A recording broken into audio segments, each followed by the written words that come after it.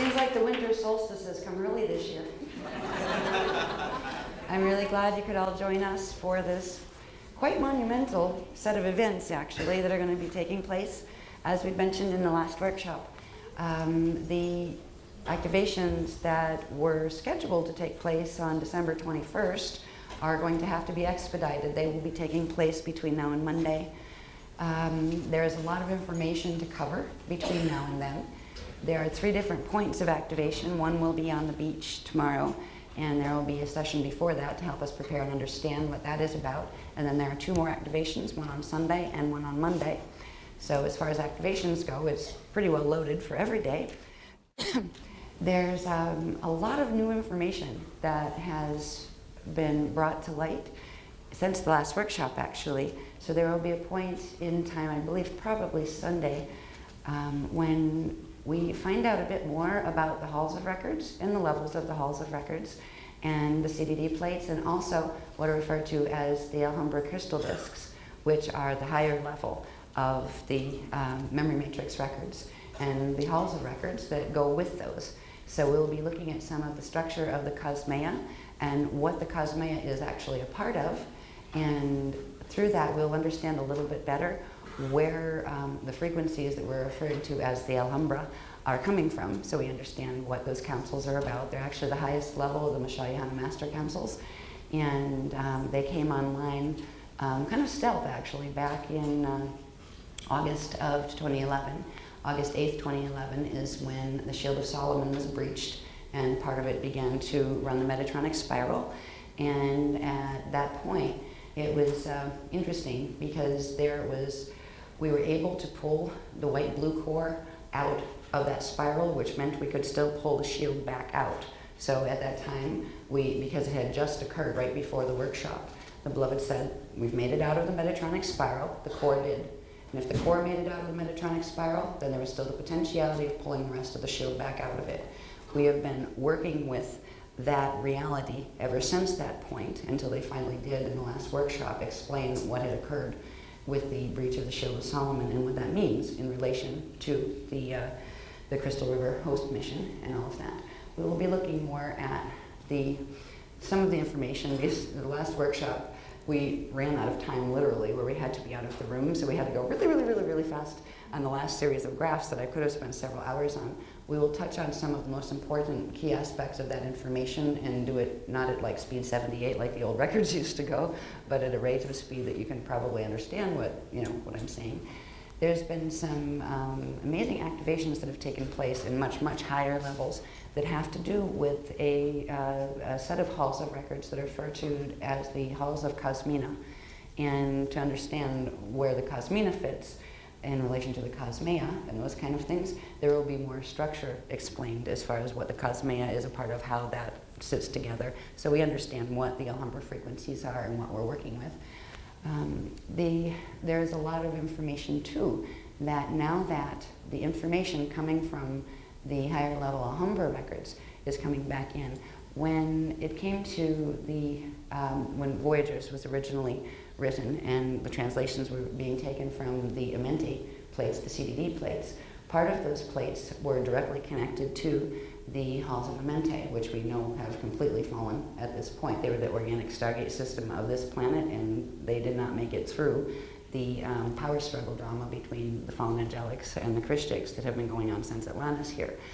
So it was interesting when we were doing the CDD plate record translations, I could sense, because I still had pieces of memory left from different periods of time that the records would reveal that I knew I had existence in, where it's like, yeah, that's true, but there was more. Where is it? I was thinking, well, maybe the beloveds are just not, it's not important to what's being released right now. What they'd explained is, actually, because of the distortions in the halls of Amenti themselves, where part of the memory matrix was actually blocked, part of the CDD plates could not translate that information. They explained that the CDD plates were created in a way that they could not be overwritten, which means somebody couldn't go into them and electronically mess with them and actually change the records. But what they could do was delete. And that's where, because for ages I had I call it file 13. The way that came through on the records, I remember that. I was there for that one. but what about this whole series of memories that I have that went with that? Like, gee, I guess that wasn't important to mention in the records or whatever, but you know, I had the memory of certain things that didn't come through on the CDD plates. And I just never worried about it. You know, the beloved said this was, you know, important. Also, what was occurring at the time when the original Voyagers books were written is we were still under the Treaty of Voltaire, and it hadn't been a situation where the mostly the Anunnaki and those groups had decided to bail out on the Emerald Covenant and stand against us. So there was information that was being treated in a delicate manner at that point in honor of the fact that they had entered those contracts, those peace treaties with us. And then once they bailed on them, we started to release more information, like about the fall of Metatron and all of that kind of stuff. So what's interesting now is they're explaining the structure. They've got us up to understanding the cosmea and how, you know, large that is in relation to a small cosmos like the one we're in. That we're in a cosmos implies we're in a cosmea. And there's one final level of structure that a cosmea is part of. And in that final layer of structure, you have what are called the halls of Cosmina. And the halls of Cosmina are what do they call it? Indelible records. They cannot be edited. They cannot be altered. They cannot be edited. They hold the entire memory matrix of the whatever is occurring in that Cosmina cluster. And those records have not been online for eons. They've never actually been opened into Earth, down into these densities. But they fill in the blanks of what was not overwritten, but edited out of the original Amenti records as far as they were here in the CDD plates. There are crystal discs, they're referred to as their Alhambra discs, that are storage discs, but they're crystalline in form as opposed to the silver discs that were, you know, for the Mahabharata texts and things that were on that, for the Amenti teachings. But what is nice is the information is starting to come in now because we have, through several activations that have taken place in the last 3 weeks, been able to begin anchoring the opening of the halls of Cosmina here. So the records are becoming more, you know, like the missing pieces of the records, particularly the missing things that were edited from CDD plate 11, which is the one that was stolen by Toth and his crew during the Luciferian conquest. That disc had been altered only to the point where it could be edited. And if you edit enough out of a string of information, it begins to say something else, or it can be used to lead people to other conclusions than were actually there. We're watching a bit of that actually happening with the teachings these days, and so it's interesting that now they're opening the large halls, the ones where these are where the records are, and they will reset whatever is missing in the records all the way down to the Amenti records, going up to the cosmic level of them. It will reset whatever has been missing once those frequencies come back in. So there's been some fascinating information revealed. There's still tons and tons more to go, but there's been some fascinating information revealed about the Christ period drama and its connection to the earlier Atlantean period drama of like 10,000 to 10,500 BC in that period, which is when the Aquiferian lines were seeded in as bioregenesis for the falling angelic human lines at the time, you know, into Earth. So there's been some fascinating information there that has to do with a mission, that has to do with what is called the fail-safe, and they just introduced the fail-safe to us in the last workshop. If there was a fail-safe, if it got that bad, where what we talked about is the dark flowering, and this has to do with DNA and what beings carry in their DNA, and when that DNA activates, some people do have more vulnerability to the affliction of dark flowering than others. This goes back to race history. This goes back to the period when we talked about in the Amsterdam workshop, where there had been the 6 outer lines of the Christic races seeded through Jeshua 12. And then there was another kind of quiet line seeded as well to carry the codes forward into the gene lines that have come up through into our current time. There was a mission that was taking place back then that was part of the information that had been edited out of the Amenti plates that has to do with after Jeshua 12 ascended through Giza in 27 AD. They forgot the whole part about, and then he was going back and forth and doing a bunch of other things, because there was a mission that was referred to as the fail-safe then. The fail-safe was actually set in motion in the Atlantean drama during the Luciferian conquest in that period of time. And the failsafe was just in case it went so bad that by the time we got to this particular time when the stargates were going to open again, that if the dark flower affliction began to affect particularly femborn, because they were the ones that were actually more susceptible to it, because they had taken on the brunt of the bioregenesis of the fallen races. They were the ones that interbred with the fallen races in order to try to bring the fallen races' gene codes back up. So they also had an element of vulnerability, that if the dark flowering codes that some of them carried activated before what was called their Christ factor codes, that they could actually be body snatched right out from under themselves, and that's what the dark flowering is. So we'll look a little bit more about the history involved in the failsafe. There was a hidden line, but it's not hidden anymore. There was an 8th line that carried a particular set of frequencies that could override that override on the Christ codes. So this gets into history that involves not just the angelic humans, but the history that had to do with the Aquari, who came in to try to help and seeded the Aquafarian races here by interbreeding with the angelic humans, but also the fallen Equari races that became the dragon lines. And there was a problem all the way back in the Atlantean drama with that occurring among the Aquafarian races. And this is where the Fatali level of fallen comes from. And we are seeing a resurgence of that now in the Shield because of the genetic lines that were carried forward from those times. But what they did not know is, the fallen side did not know, and what the Fatali did not know, is there was a hidden 8th line that carried a particular set of codes that could also override even what they had done to override the Krishnic imprint. So we are actually watching the manifestation of our DNA before us as we're moving through the drama that we're moving through right now. And it's interesting because this will affect everybody on the planet, but it tends to affect the ones that have the highest codings first, because the people of the Aquafarian Shield, the people who were femborn. These are the people who were the same people back in those other periods of time. And those other periods of time have not stopped. They didn't disappear just because your consciousness moved forward. There are parts of yourselves in those and ourselves in those other periods of time. We are being affected by them now because the DNA corresponding to those other time periods is activating. So we will look at what that means in terms of what is happening with the Aquafarian Shield and the Crystal River Host Shield, because it's pretty obvious to most people there are some serious problems taking place in this shield, and it's factioning and it's splitting.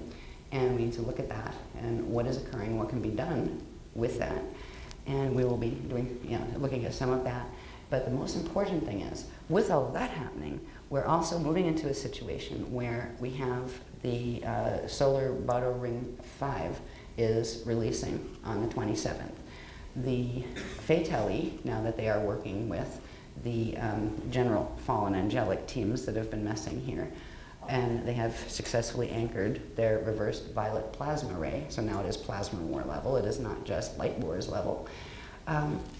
With these things occurring, they are planning to actually push through an acceleration in what they were going to have to wait until December 21st for the specific alignments between the galactic core and our solar system and that kind of thing. They're actually going to try to push through on solar ring wave 5, the overtake, to push the planetary and then drag the galactic Merkaba into the 55 spin. They will make a 55 spin, but in order to force the blend between this side, the Particum side, and the pKa side, or the parallel side, it requires a 55.5 spin. And that 0.5 is going to make all the difference in the world, because that's where we're going to become a problem to them, because they may be able to activate the 55, but they will never get it to 55.5. So they will never make the blend. What we are going to accomplish during this, and it is a fail-safe, which means it's going to be accomplished whether or not Fatali like it, whether or not anybody likes it.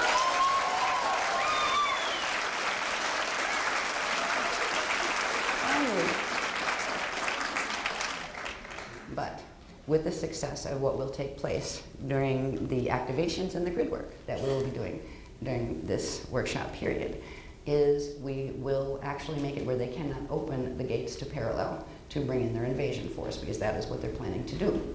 And with the success of the frequencies that are being anchored, and now there is no question, the failsafe has been activated, and it has been activated successfully. And people can make this as easy or as hard on themselves as they want to. The fail-safe is the fail-safe. It means what it says. It's not a let's negotiate. It's a there you go, right? Deal with it. Because there is a point where divine will override free will if free will takes itself to the point where you're just standing in direct opposition to source will and to the mathematics of eternal life Christic motion that is set right in the Christ code. We are at that point, not just on this planet, but in this galaxy. And we had no idea about the fail-safe either, and nobody was going to have any idea if things went well enough where it didn't have to be called. But it didn't go well enough where it didn't have to be called. Without the fail-safe, actually, this whole matrix would be pulled into the toral rift, and that's what the Fatali side are trying to do in this particular time frame. They've accelerated the frequencies that they were going to have to wait for till December. They've accelerated them through their deals with the Wazieta and Wazienta, which have the reverse plasma ray. So because they've done that, that's what's accelerated the process of everything where, well, we have the winter solstice, right, in May. And that doesn't mean it's all done. We go home by then. But the things that will be anchored now, then there will be periods and waves of healing that will occur among the shield. And there will be also some things we've been warned about, where when certain people who are, let's say, completely under the influence of the affliction, if they choose to stand against the Christics and the Crystal River host, that their free will be respected with that. We are being told to expect a counter movement against us, and that kind of stuff, and whatever. But we're going to be taught some really interesting kind of like survival tactics of keeping peace within yourself. And they're going to introduce some information about what's called the Lila, or the Lila. You can pronounce it either way, Lila. And it simply refers to the movement of forms in the hologram, the manifestation as it swirls around you in your hologram, the dance of life, you could call it, or we just call it the dance of Lila. There are some interesting ways of holding your energy once you realize what this dance of forms is around you, because we are, and so everybody's like, yeah, I'm creating my own reality and it really sucks and I really don't know why. I don't want it to be like this. I'm not trying to create it this way. What is happening? Your DNA is out picturing, that's what's happening. And your DNA is connected to race DNA, and that's connected to intergalactic DNA. So we are actually watching process right through us into our shared hologram and into our personal ones, the stuff that is contained within our DNA. To get on this planet as a Christic, you have to take on a minimum of 8% Metatronic code just to get in here, just to survive here and be able to breathe the atmosphere. So everybody had to take it on just to incarnate. Now, it becomes the dueling spirals within your own DNA, within your own body, within your own psyche. And it starts as soon as your baby body is, before it's born. It starts when it's conceived. That's when the coding for both spirals begins. Some people, because of their karmic history, who they were in the other time frames, will have more susceptibility to having dark flowering occur and having more Metatronic run, even if they're consciously choosing, I don't want to do that. It's almost like your body runs you over and allows you to have what's called an elemental attachment occur on the D2 level, the physical telluric level, where literally that is the weakest window of opportunity for the Christics once they're in a body, where other things can attach to them and progressively push into that body, take over that body, and absorb the consciousness that was a Christic consciousness and use it any way it wanted. Now that was occurring back in the Atlantean period. It was occurring also during the Jeshua period, the biblical period. It is occurring now. It is part of the kind of fallout from a bunch of Christics saying, okay, we're going to go in and try to help the fallen races and bioregenerate them. That means we're going to expose ourselves to becoming entangled with them, knowing that we might not get out. No, but knowing at least some of the highest councils, and these were the fiends, they were the ones from the deity planes that came in. They were the ones that held the knowledge and the plasma aspects of the DNA templates that could override much more of that than just a simple like an Ionic code or an Akari code could do as far as Christics. So it was always a gamble of coming into a system that was in a state of fall, that this system was, and this was before, this the fall of Terra, before we even had, the Earth system down here, the fall of Gaia before that. So this has been a long-running journey. It has been a long, long time since the word failsafe came up. And finally, this is the end game with that. The failsafe has been called, there's no calling it back. It has to do with releasing certain frequencies that will understand more, the frequencies of Alhambra. And how did they describe what that word Alhambra means? They said the roaring, love, light, song of God source. Roaring was the one that kind of, uh-oh. Right, there you go.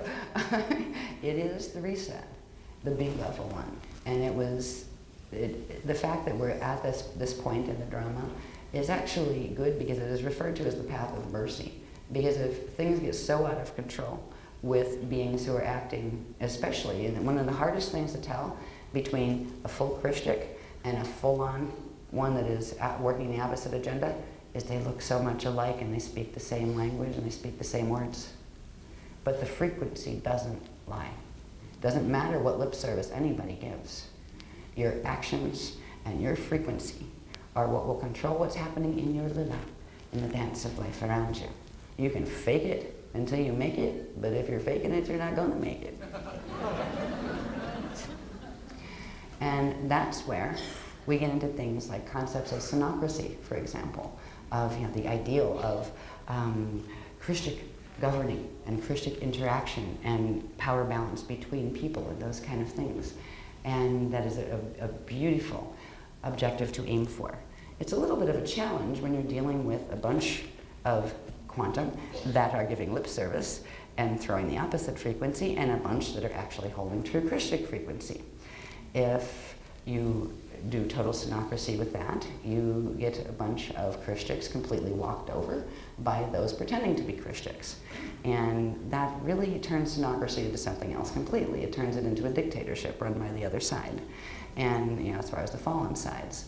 Synocracy will always be a perspective that the Christic worlds that are fully functioning on Christic expression, not just lip service to it, it totally works there. But to have synocracy, every person, every being in that collective that calls itself a synocracy actually has to have congruence between their actions, their words, and the frequency they're actually throwing. And no matter how many people a person who is pretending to be a Christic can deceive by the words that they tell, and they can hide as many of the actions that they want to and pretend they didn't happen. And they can blame their victims when they're targeting people and try to turn it around and make it the other person's fault if they want to. It doesn't change the fact that it is the frequency that is actually being transmitted that actually determines whether you will be able to hold a Christic host, whether you'll be able to facilitate one for others, or whether you are actually holding the frequency of the other side.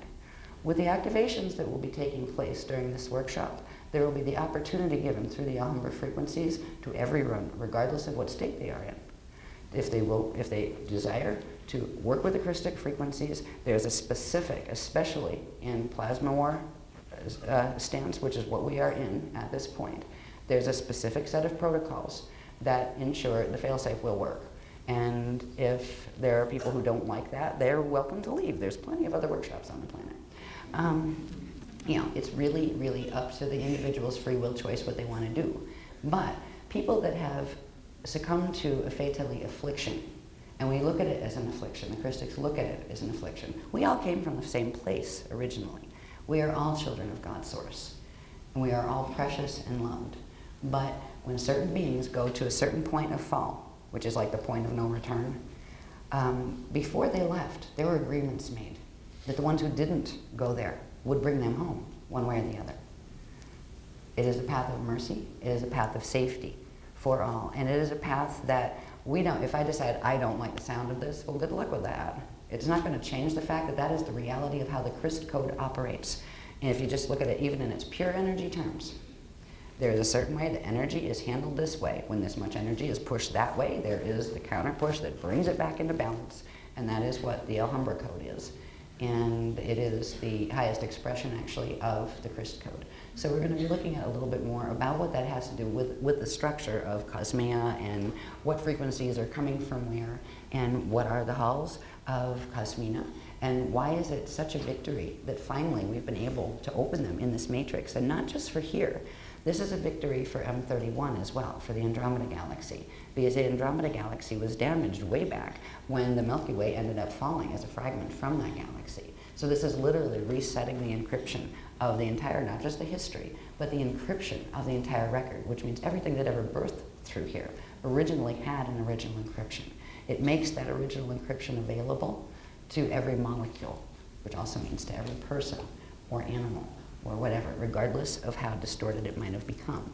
So with the host frequencies that are being offered through what we're going to move through in this workshop together, it can help everyone. So it's not, I mean, at this point, there's like rumors all over the shield, oh, the shield's splitting, and this, you know, well, if part of the shield wants to split and go elsewhere, you will be loved and your choices will be respected. But there are still some of us who have to stick around and run the Crystal River host, and that is what we are going to do. But we will do it in a way that there's some real hard facts that are going to be looked at in this workshop that have to do with what does it mean that the Shield of Solomon has two of its rings. If you look at the Shield of Solomon as well, in the maps, we just showed the bones, which is like it looks like a Christ Star vehicle. Well, there's circles that are embedded on those bones. You know how we have the bones and balls? Well, we haven't shown the balls yet. We're going to show those. And there are certain rings of that shield, the white-blue core. Then you have that corresponds to the suns, right? The 7 suns that we have, introduced in the last couple of workshops. And then it, spreads out into the greens and then the violets. And then outside of that, you have what are referred to as the Aurora Shield. Certain parts of that shield have been compromised. And if that were allowed to continue, and the Metatronic spiral was allowed to continue going through the Shield of Solomon, it's gone through the violet first, and then it went through the green. If it's allowed to jump into the blue, that means no gates will open Christically on this planet. That's where the failsafe is called. It is not allowed. Those two aspects that have been running Metatronic in the Solomon Shield. And this isn't about the Aquafarian Shield or the people right now. This is about the grids and what is happening with the Shield of Solomon. There's been a quarantine set that will not, it's a frequency barrier, that will not allow the Metatronic spiral to jump from the violet and green into the blue. And it will also not allow it to jump backward into the Aurora Shield. When we move through this workshop, we'll talk a little bit about the Aurora Shield and about the Failsafe project and what the Aurora Shield and a thing called Aurora Earth have to do with that project. And this goes back to the Jeshua period and all that kind of thing. So there's a lot happening in this workshop. It is the beginning of a healing that is long overdue, and it is for everyone. But free will choice is always honored. And we are at a point in the game where divine will has called failsafe, because then nobody would get out. So basically, there are certain gates that can still open, and they will.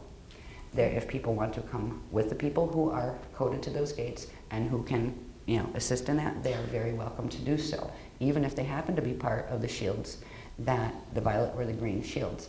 There's going to be a point in time that happens in October when we're on the Peru trip, which is very, very important.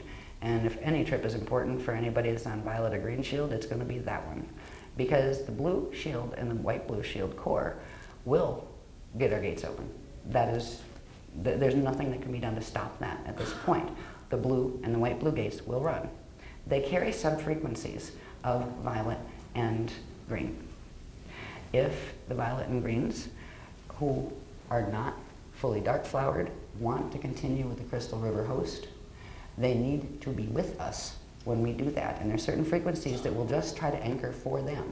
So just if certain parts of the Aquafarian Shield, because it's being dragged on by the reverse parts of the Solomon Shield, and the planetary grids, if certain parts of those shields are gone dark flower and they really don't want to hear anything that the Christians really have to say, that's fine. But there's a lot of people stuck on those shields. They're coded for violet or they're coded for green, but they're still stuck in those shields and being dragged in. People in that situation, they can still, if they want to, but the white-blue shield is running the host. Like, deal with it or don't. There's the door. If you don't want to cooperate with us, that's fine. You don't have to. Nobody's forcing you. But the prayer trip is going to be important because of the quarantine that's already been set. That's not something you guys have to help do, that's already been done. The quarantine has been set in the Watchtower shield, which means all the Metatronic frequencies that they're amping through and have been pulling in and are continuing to escalate, which they will continue to escalate during this particular workshop especially, isn't going to go into the blue and take that over, or into the Aurora shield and take that over. No. What's going to happen is all that frequency that they're pulling in now and they can't stop is going to collect in the violet and the green rings of the Shield of Solomon. It will hit a point where they hit critical mass holding because their shield can't hold anymore. That part of the shield can't hold anymore, and it is going to space dust. Which means there will not be a violet or a green gate that will open on this planet or in this galaxy.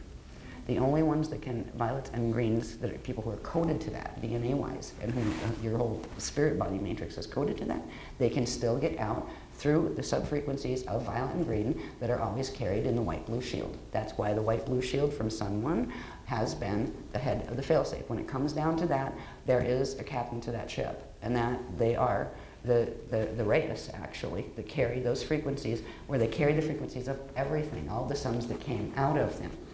So we are kind of like down to the wire on this one, and we're seeing it in, among the peoples of the shield. A lot of the shield here, the Aquiferian shield, is confused, like what the heck is going on? Everybody's factioning and rumors are flying all over, and there's a bunch of untruths being told, which we will clarify, because you know what? I just love synocracy, and one of the most amazing key elements to synocracy is called transparency. Ooh. There's a lot of people who like to throw the word transparency around. There's also a number of people who will like to throw it around when it's useful to them and accuse others of not being transparent. But honestly, I think transparency and full disclosure have their place in a synocracy. What do you think?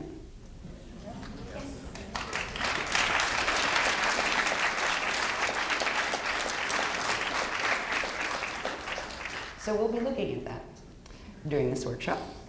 But the most important thing during this workshop is moving through the grid work. Because at this point, there is a core team that has been appointed. It doesn't matter who the members are. It just gives the ones that are working the other agenda something to throw darts at. So, yeah, I'm pretty used to that at this point. But there are things that even if another workshop was not done, the blue-white team we will get these gates open. These gates are going to open. They're on fail-safe. Those who want to come, they can come. Those who don't want to come, they don't have to come. Like, peace, no problem. But for the people who are stuck in between, and there's a lot of people stuck in between. Some people have a bit of violet, a bit of green, a bit of blue coating, and they're all over the place. There's a lot of us that come in with those. Right, so we're being dragged all over the place by the different frequencies. Part of it's being pulled, into the Metatronic reversal. The other part of it is trying to pull out. You feel like you're being ripped apart at the seams and going, please get me off this planet. What is wrong with me? What is wrong with the planet? Just please help me get out of my hologram. Right? There are certain, you can feel the struggle inside of you, and you can also see it in various parts of your life. It's amplified in the shield, actually, because the people that have always been drawn to this work are the ones that do carry the highest level DNA coding as far as the Christ councils, and also, interestingly, the other side as well. Both have gravitated to this work. This wasn't work that started out for, with the easy stuff first in kindergarten and built up. No, this started with like college level, and then kind of, we got back to about we started at like masters in college. I think we're down to like bachelor's level or something. We haven't even gone back to high school as far as step down yet. There was a reason that was done. Somebody had to run these gates. Somebody had to be able to hold and understand the information enough to realize the huge level of the drama that we were a part. And if we can all go dance with the flowers and sing hallelujah and love each other to bed, it's great. There's lots of workshops that you can go do that in. And you can tiptoe through the tulips right down a black hole into the total roof if you really want to, hugging everybody and singing kumbaya,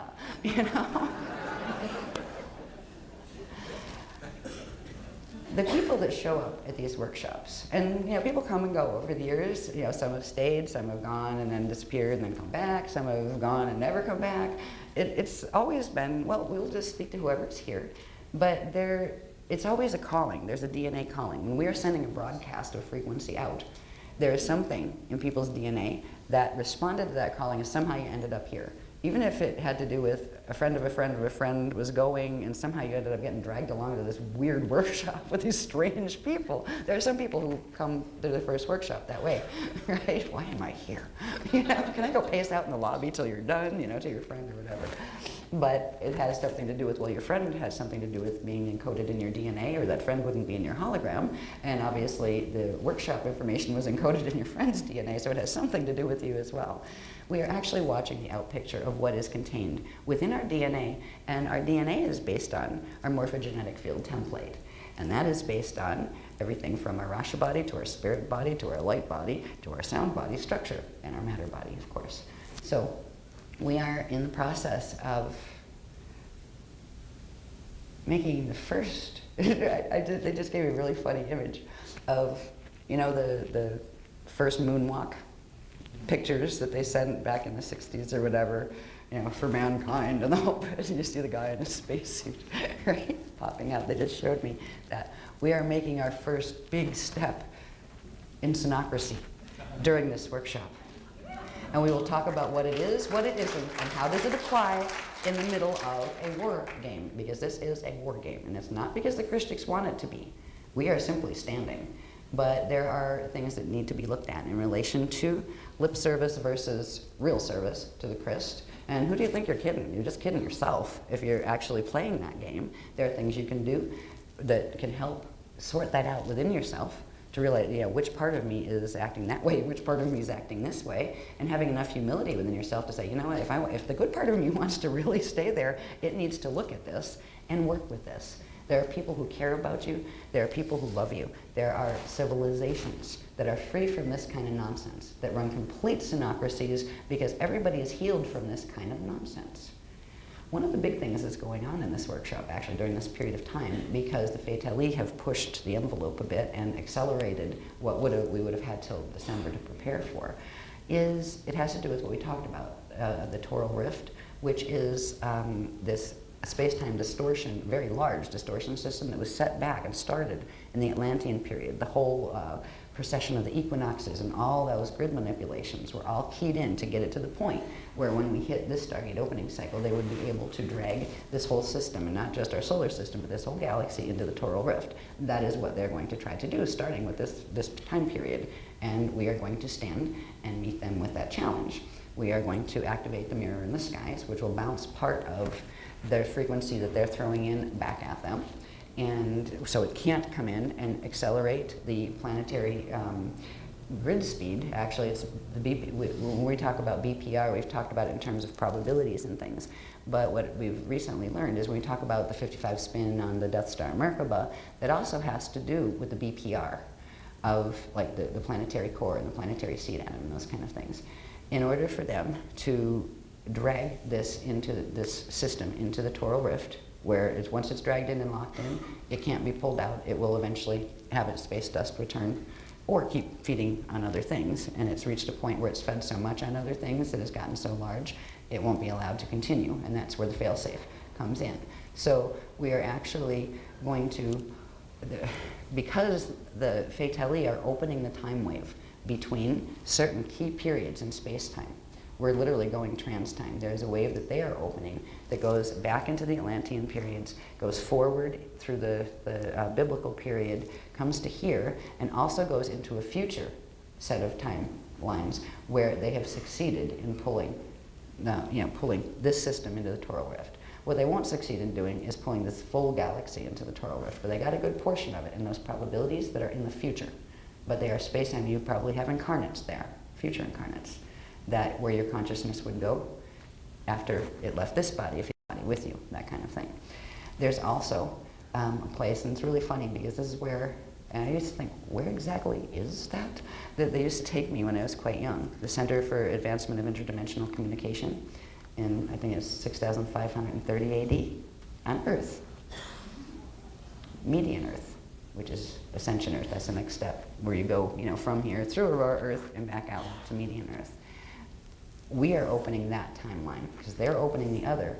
We're going to open the one back to the failsafe where it was set in, all the way up to that period, and that is what will allow the crystal river host to continue to flow. So literally there is a time wave opening between those various periods of time. And we are moving into plasma wars. They could be a lot worse.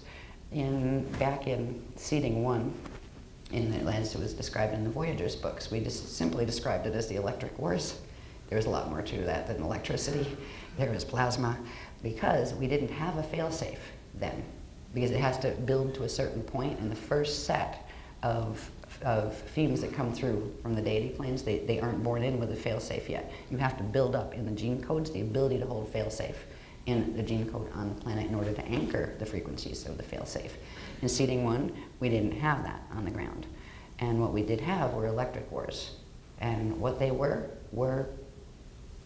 wars of the rays, where you had the violet rays of consumption fighting with the crystal rays that were representing the Christic forces, and these were plasma ships, and they were huge. And you would see, and living plasma ships, and you would see the violets go after the white ones that were trying to evacuate people and get them off the planet. They would go after them, and their tails would grab them by the tails, and they'd be whipping them against rocks and stones trying to take out the crystal ships. And it was really, really ugly. And we didn't do really well in that one, and seeding 1 is extinct. Basically, that's why seeding 2 had to happen. Seeding 2 didn't go really well either. That's why seeding 3 had to happen. We are the end of seeding 3 here. And this time, we do have the fail-safe in gene code on planet, which means the frequencies of the Alhambra can be anchored in gene code on planet, because it takes beings with the gene code in biological form on the planet to bring those frequencies in. And this planet has been so dominated by progressively different fall levels that to get the Alhambra frequencies in, that was a big project to build, and it was referred to as the stealth line, the hidden 8th line. And it had to do with before the Jeshua period, but there was also an 8th line set during that period that was the fail-safe line. And there are certain people who carry what's called the K+8 factor. And that has the ability, it's K+8 factor. K refers to Christ. And lots of people carry the Christ factor at this point. The K+8 factor is an ability to override completely any distortions, even up to, because even Akari can fall. All right, you can have a 48-strand template that can still get caught in, especially when you get the fallen equerry involved, where they have the plasma capacity. They could come in and reverse a full 48-strand, full angelic, beyond angelic human gene code. And that is what happened in the Atlantean drama. And that's where you had incarnate fatali. Well, they didn't really incarnate, they just snatched bodies from very, very high-level Christics. And there's that 8th line that it took us literally the whole time we've been on this planet since the first seeding, 550 million years ago, to actually build up enough quantum of beings that carried not just the K factor, but the +8, because the +8 factor allowed them to run the pure plasmas of the Alhambras that nothing can override those, so they could actually take the templates, even if you had a full 48 strand that went in reverse, which is like a really nasty fatality dark avatar at that point. Whatever it used to be Christically is pretty much not so much there anymore. They can begin to at least freeze that, plasma freeze it, so no more of it can actually activate and come in, and it can't transmit, because what they tend to do is activate fatality at that level and then send them out sexually, where they target Christics. And that's how they get the Christics to dark flower. And this has been going on for eons in the generations, since Atlantis and before. But the frequencies that, because of that, we'll just call it the stealth shield. It doesn't matter who's on it, doesn't matter if you're on it or if you're not on it. Just the fact that it exists means that there are certain people here, and some will never know who they are. They'll never know that, oh, I had a +8 factor. What's that? But they are little anchoring posts for the frequencies of the Alhambra plasmas that will allow for a host wave to be transmitted through the entire planet, but also backward and forward in time, that will allow us to link to the place where, from here in the future, there is certain quantum of this place that has become free, where the people got out to median Earth because of the failsafe. And this is what we are activating with the failsafe. So there's a lot of things that we're going to look at pieces of, but the most important thing in this workshop is to get the grid work done, because it's personal grid work for your own selves, but it's also the big grid work as far as the getting these gates open and making sure that doesn't go to 55.5 spin, because if it does, then all of the gates to parallel, which is fallen, will open, and then you will have the nasty rays of consumption bringing their plasma ships in and mowing people down like they did in the end of seeding 1 in the electric wars. If we are successful, which is no longer an if, it is we are going to be successful, they will not be able to do that. But what is hanging in the balance are people that are highly coded to the green and the violet shields because of the vulnerability that is now occurring because of the Shield of Solomon. Because the reversals in those rings in the Shield of Solomon are actually dragging the people that are coded to that in. And the frequency waves that will be transmitted during this workshop period by the White-Blue Corps and by the Stealth Shield members, whoever they may be, will actually be able to quarantine those people from being dragged in from those 2 reversing rings of the Solomon Shield. That will come to a head during the Peru trip when we're up at Machu Picchu. That is when the green and violet rings of the Solomon Shield are going to hit critical mass overload, because they can't, that energy they're trying to drag in to take out the rest of the shield isn't going to be able to go anywhere in the rest of the shield. So it's going to shatter that part of the Shield of Solomon. The people who choose to stay with the white-blue host, regardless of what their coding is, even if you're fatally and dark flowering, you will still be able to get protection through the Alhambra frequencies if you choose to do so. It's always a free will choice. But when that event occurs while we're opening the gates in Machu Picchu during the Peru trip, it's very vital for representatives of the green and the violet shield that want to hold that host to be there, because it's your coding that will actually allow you to tap into the sub-frequency bands of violet and green that will be transmitted through the blue gate. So you will, people who are coming, if you can, they will be the ones that can link and hold that for the rest of the people, the Aquafarians in the Aquafarian shield, who are being dragged in by those reverse shields. It's going to also cause some other issues for once that Metatronic shield shatters in the green and violet rings. The frequency is first going to implode, then explode, but it's going to get caught in its own gravitron. We've talked about the gravitron that runs through the planet, that vortex set, that actually holds the tilt, and it's going to overload the gravitron, which is going to cause some problems with keeping the Death Star Merkaba activated at 55 spin.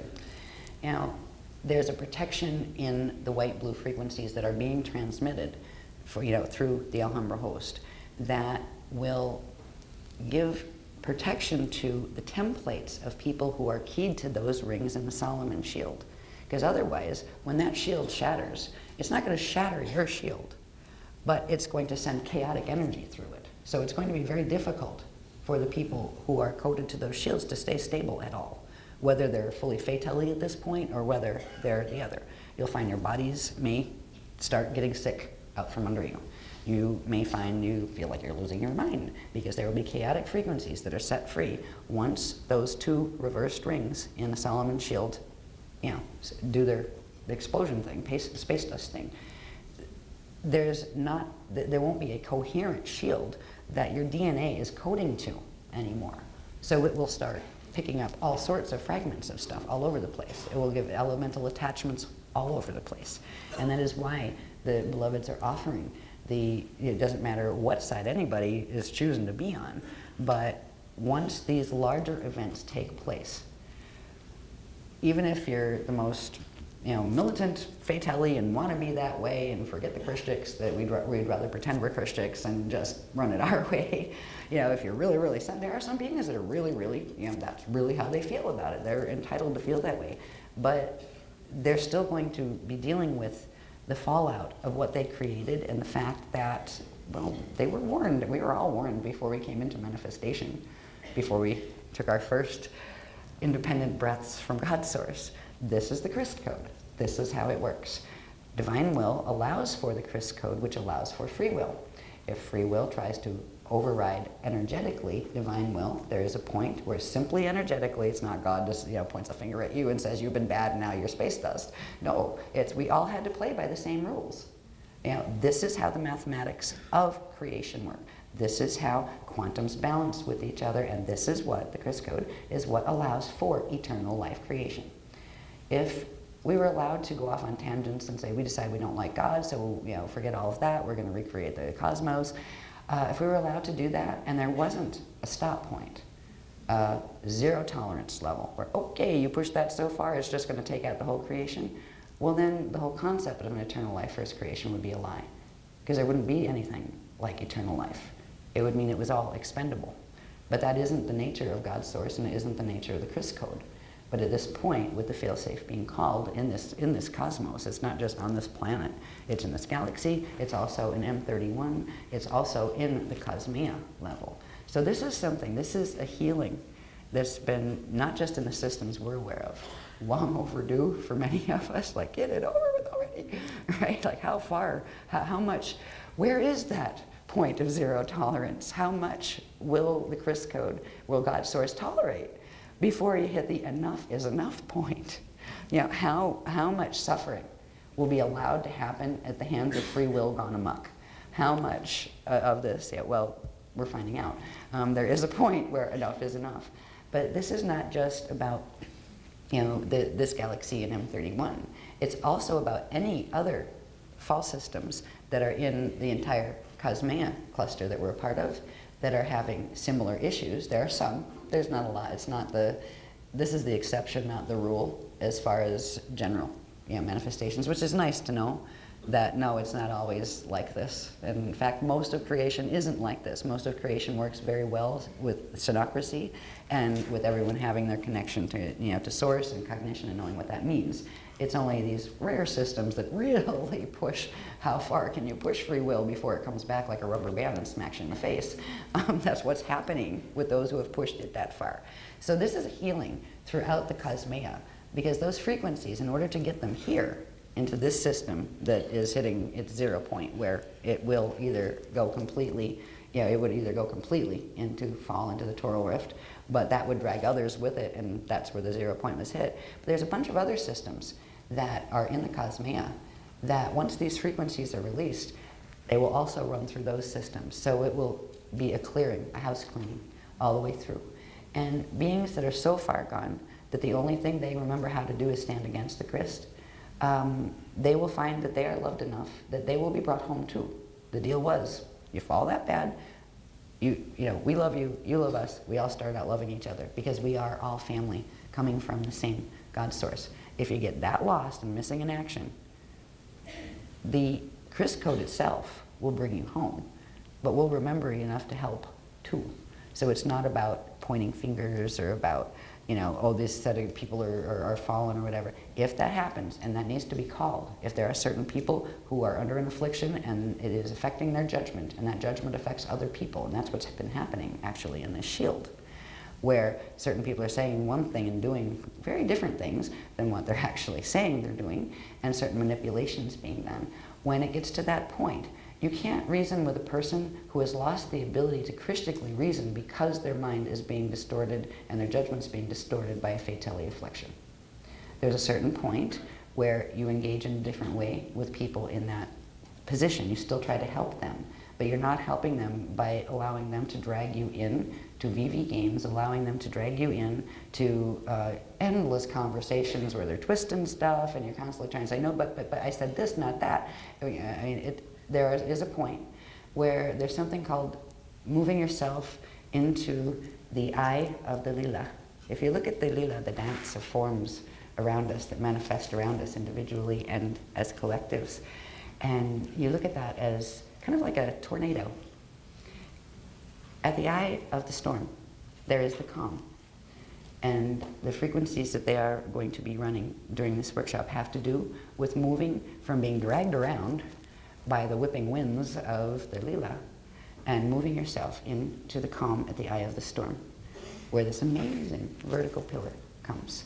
And the more you can strengthen that pillar, regardless of what coding you have, regardless of what you might have, did I really do that? I must have, did I really? Because some people are like, I never did that, and like other people are going, yes, you did.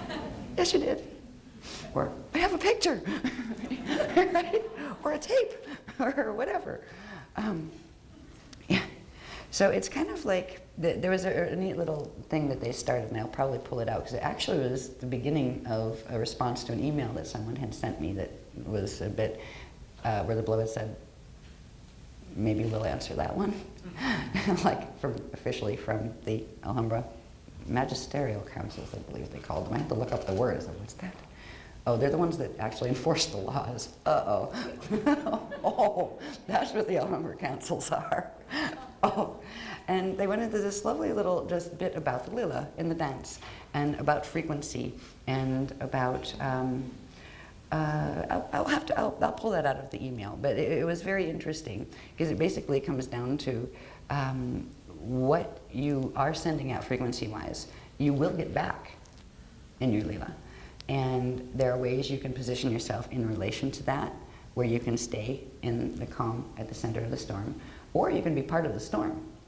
And the storm tends to have a clockwise motion and a counterclockwise motion.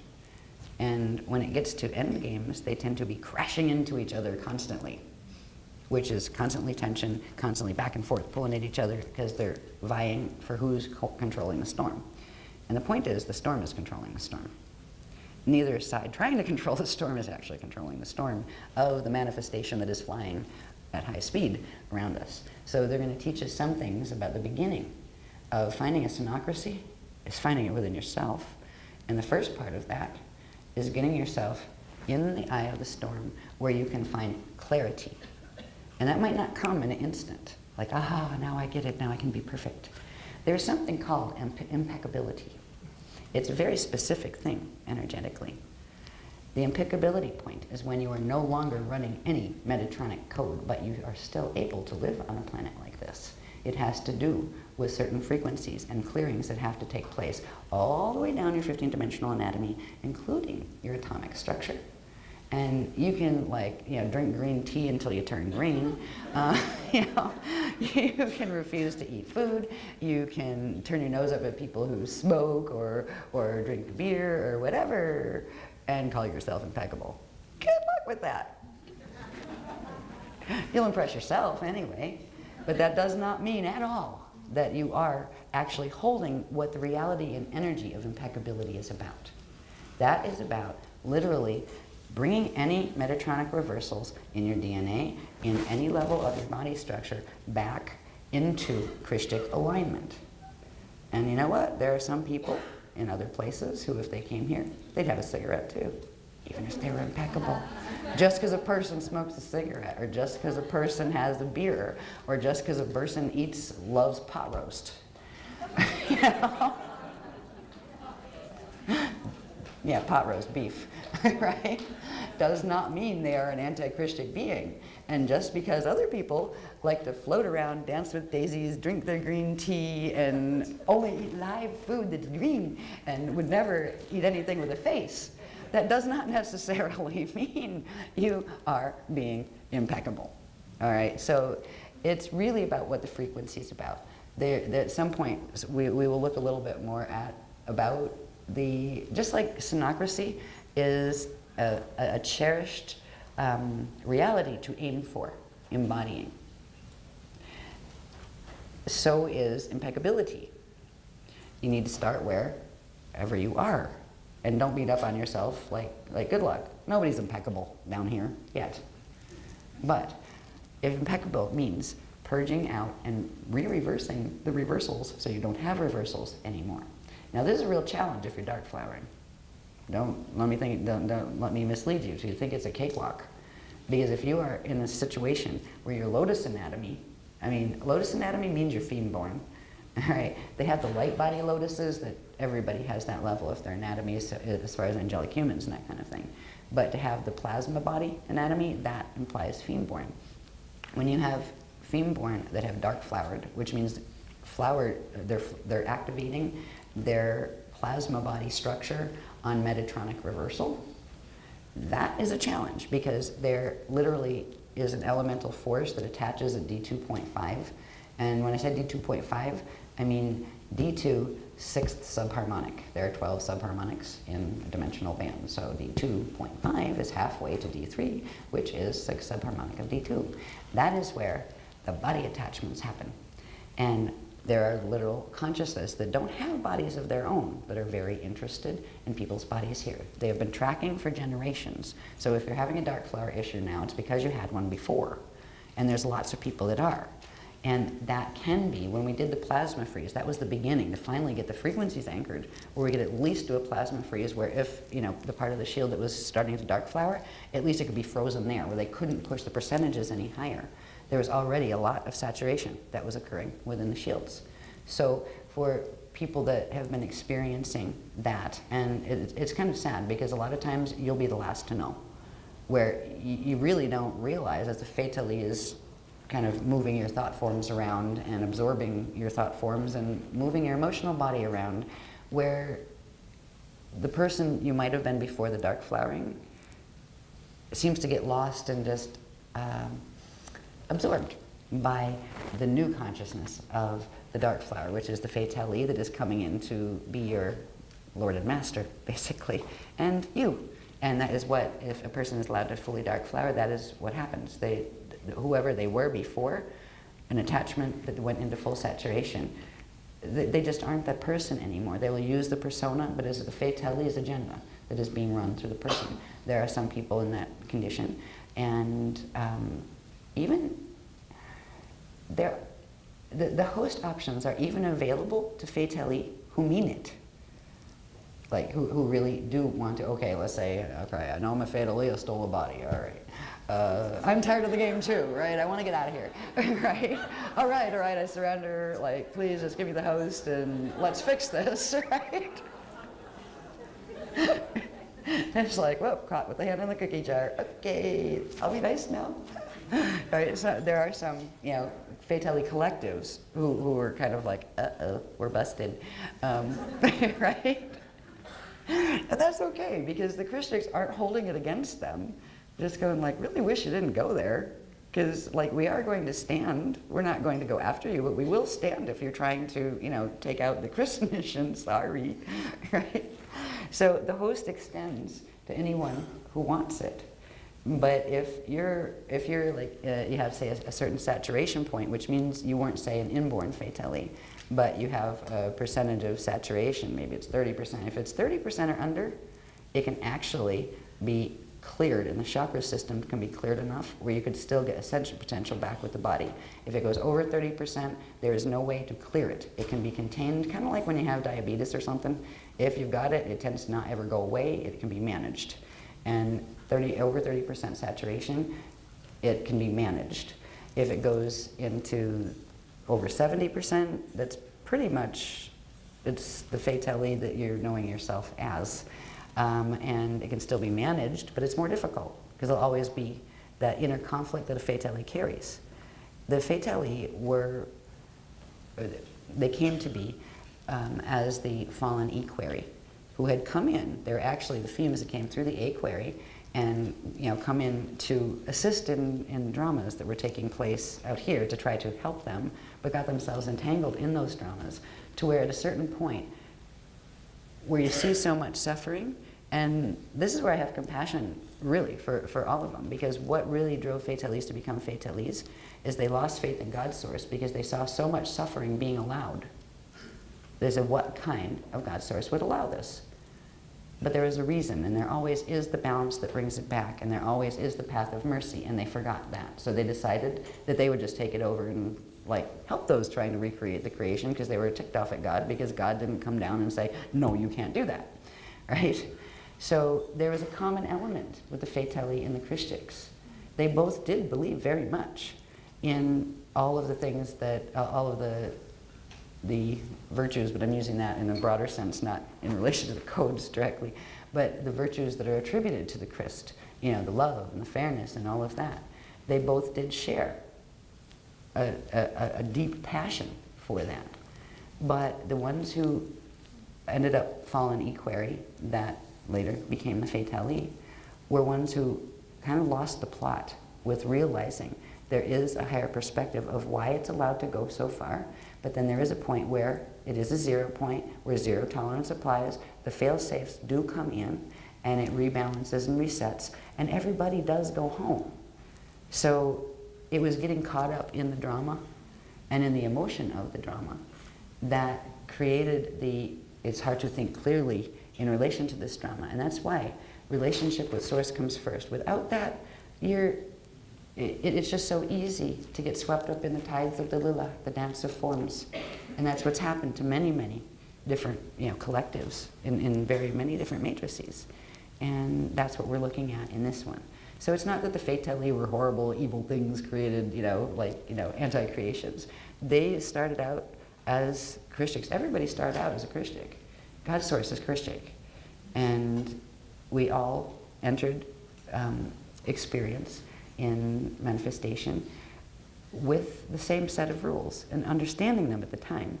But then as you get into the dance of forms, it can be harder and harder, especially when you get into false systems, to remember what any of that meant, or even to feel that connection. And if you're in a biological form, the DNA starts to get messed up. You can't anchor the frequencies that bring in that remembrance. And that's when it's very, very easy to get messed up. So whether a person is right now running a Christic frequency or right now running a Fatali frequency, if both sides of that frequency set could remember that we all came from the same place, and the Christics are actually remembering that, and realize that we can work together to heal this, and that's what both of us want, is the healing. But the Christics will always stand with the Christ, and if it comes to the failsafe being called because it was pushed too far by those thinking maybe they were doing the right thing, but when they really look at it, they realize they weren't, the Christ will stand. And we all go home one way or the other. We go home intact with our memory matrix and the remembrance of who we were in different life frames and that kind of stuff. Or we go back as space dust, quantum, that we don't have the memory matrix of our identity in time anymore. But we still go home. And even if a bunch of beings in the cosmos, say, end up going to space dust return, if there are beings who actually do go home in the Christic path and remember them for what they had been before they got distorted and they became afflicted by getting caught in the Lila dance around them, they can hold that integrity of remembrance. And when the Christics go home, they can take that model, and that's a template.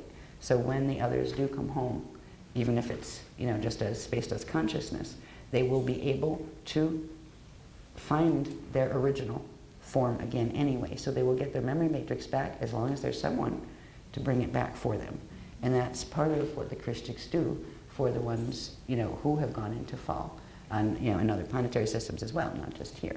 So even though right now there is this big division rift actually moving through the shield, and Christics will always respect free will of anyone, it doesn't change the fact that regardless if there's a bunch of the shield that wants to split off and tell us all to go take a hike and they're going to do it better, good, fine, whatever. We still love you and we'll still work cooperatively with you. But cooperation is required, and there's not been a lot of that showing actually. And there will be certain stances made if there are certain, what was interesting, it became kind of apparent in the last year or so, where the beloveds have had to say certain people are having certain field problems. Now, as the persons that were entrusted with that information listened to Blue Shield at all, they might have been able to help those persons.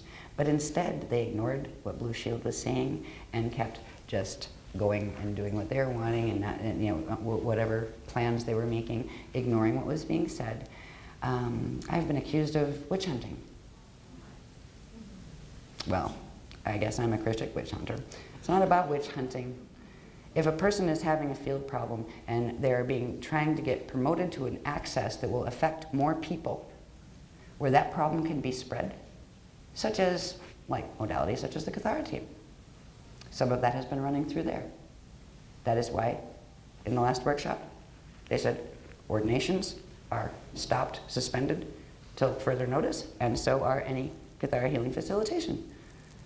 Because people with problems in their field who might have been able to be helped if certain people weren't ignoring what Blue Shield was saying all along, and I'll just ignore that, business as usual. they might have been able to be helped before it got to that point where they hit the dark flowering thing, because there were field problems before the dark flowering. The field problems have been showing in certain individuals ever since like the Morocco period in 2005. But I report what the beloveds asked me to report, and those I'm supposedly working with, and report it too. They have a choice to ignore me or take it seriously. Well, after ignoring something for a while, it will take on a life of its own, and it has. So at this point, there were certain individuals, and it's not about going after them, it's about, wait a minute, no, you don't put them in a position where they can go even further, and using, you know, resources that are for, like, you know, Christic organizations and stuff to go do their own agendas. That is not helping anyone. That is condoning other people getting hurt, and that is not okay. And if I need to be called a witch hunter because the Blue Councils and now the Alhambra Councils have asked me to point out and privately, and very often call-outs just to the individual, sometimes to the individual and the targets they were actually being pointed at. If that makes me a witch hunter, well then so be it. I still care about those people who have those field problems. If I had been in a different speaker position, for example, and Speaker one, whoever it might be, said to me, look, the Blue Councils just said this is happening with this person, I would have been first to say, what can we do to help them? Not, oh yeah, okay, yeah, I hear you, yeah, whatever, right? The yeah, whatever has been going on a little too long. So this is where the healing starts. This is where synocracy starts. Synocracy starts with the truth. And it starts with not brushing under inconvenient truths, brushing them under rugs and hiding them. So there's going to be a very interesting workshop that all of us can heal through, if we choose to. Yeah, we shall choose to. That would be really good. Yes.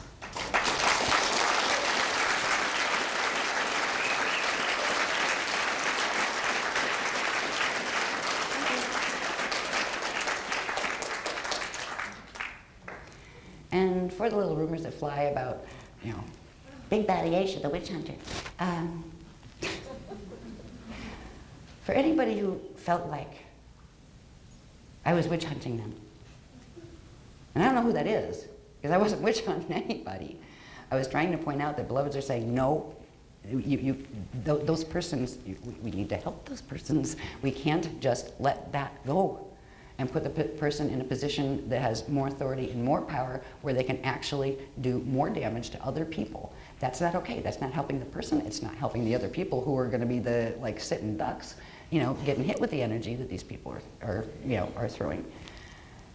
If the people who, and I only hear about, you know, who they might be through various people saying, oh, well, you know, people are all upset with you because, you know, you're just witch hunting. I was like, no. I actually care very much about the people who have been experiencing that affliction of the dark flowering. That is one of the most painful things a person can go through, but usually they're the last one to know and the last one to experience the pain. It's the people around them that are watching what's happening. When one thing is coming out of one side of their face, something else is coming out of the other side of their face, and they never know where their actions are going to show up because they are not being congruent with their actions and their words. There's also little games that get played where if you try to say, oh, well, you said this or this, they'll divert it to something else similar and then go off on a tangent about that and explain that to you instead. You said this, I'm like, wait a minute. I wasn't even talking about that. You know, these are some of the little games to just engage you and drain your energy. That fatality, or people under the influence of fatality affliction, will play with you. And the beloveds have had me actually be very, very quiet lately. And when certain individuals are trying to, you know, reel me into emails or conversations, they're saying, not right now, it's not the time. You know, just send them love, but you are not obliged to have to speak to that person right now. And it's not that you're angry with them, it's that this is not going to help by continuing, like, you know, to bat an invisible ball around and get nowhere, like nowhere conversations where it's just draining your energy, keeping you looped into things, dragging you into rumor mills, this kind of stuff. So I have been in, it's kind of funny because some people are complaining, some people that used to be close to me, complaining that, oh, I'm not responding, or it's like, no, I'm not. And it's not because I have anything personal against anyone. It's because the beloveds have asked me to sit in the center of the storm let it fly around, and there will be times when we can extend a gentle wave of host and of love to individuals, but allowing ourselves to get dragged in and dragged all over the place where we're emotionally, mentally drained. And I've been through a lot of those. There have been times when I've been watching things unfold over the last 10 years that have just broken my heart, literally, where I was terrified because I didn't know, I'm just one little person here that has a speaker contract, you know, and watching things, you know, how they've unfolded around me. So I've not been like the epitome of a pillar of strength. No, I'm terrified, right? I've gone through my own processing with that, you know. So I am not perfect, and nobody's expected to be perfect. But we do need to look at what has been happening here and get a hold on ourselves and on the shield if we're going to move through it together. We really hope we can. If not, I will always do what I came in here to do. I will stand with the Christ, not just in the name of the Christ, but I will stand in the action of the Christ. And honestly, the first job of a speaker is to transmit frequency, whether a word is ever spoken. Now, I've spoken lots of words to try to bring the information to the conscious mind, so the mental body blockages could be cleared, so people could see the bigger picture. I'd agreed to that as part of my speaker contract, but that wasn't what my speaker contract is about. My speaker contract was there are certain sound tones that you don't even have to utter a sound to emit, that open halls of records, that run grids, that anchor alhambras. That is what a speaker contract is. I am the same as I was when I started.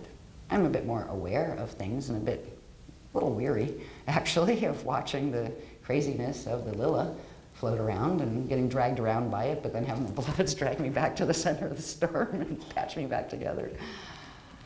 But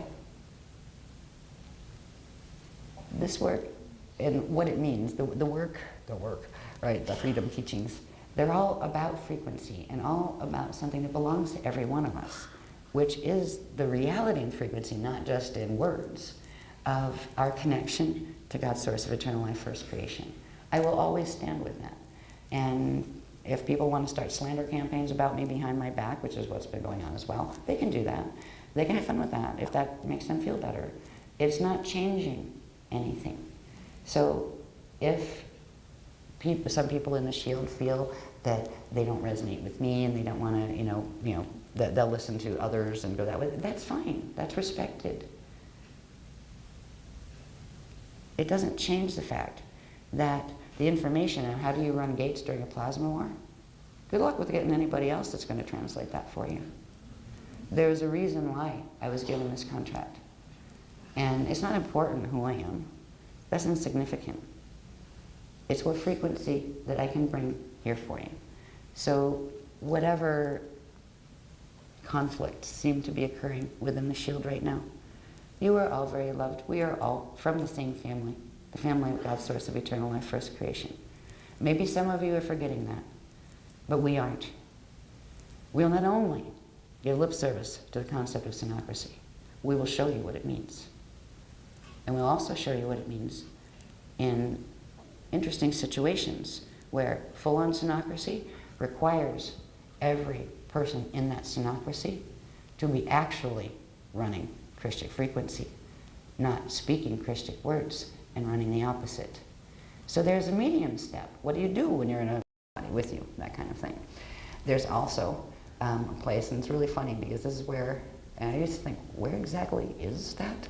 That they used to take me when I was quite young. The Center for Advancement of Interdimensional Communication, in I think it's 6530 AD on Earth. Median Earth, which is Ascension Earth. That's the next step, where you go, from here through Aurora Earth and back out to Median Earth. We are opening that timeline because they're opening the other. We're going to open the one back to the failsafe where it was set in, all the way up to that period, and that is what will allow the crystal river host to continue to flow. So literally there is a time wave opening between those various periods of time. And we are moving into plasma wars. They could be a lot worse. Back in Seeding 1, as it was described in the Voyagers books, we just simply described it as the electric wars. There's a lot more to that than electricity. There is plasma, because we didn't have a failsafe then. because it has to build to a certain point, and the first set of themes that come through from the deity planes, they aren't born in with a failsafe yet. You have to build up in the gene codes the ability to hold failsafe in the gene code on the planet in order to anchor the frequencies of the failsafe. In seeding 1, we didn't have that on the ground. And what we did have were electric wars. And what they were wars of the rays, where you had the violet rays of consumption fighting with the crystal rays that were representing the Christic forces, and these were plasma ships, and they were huge.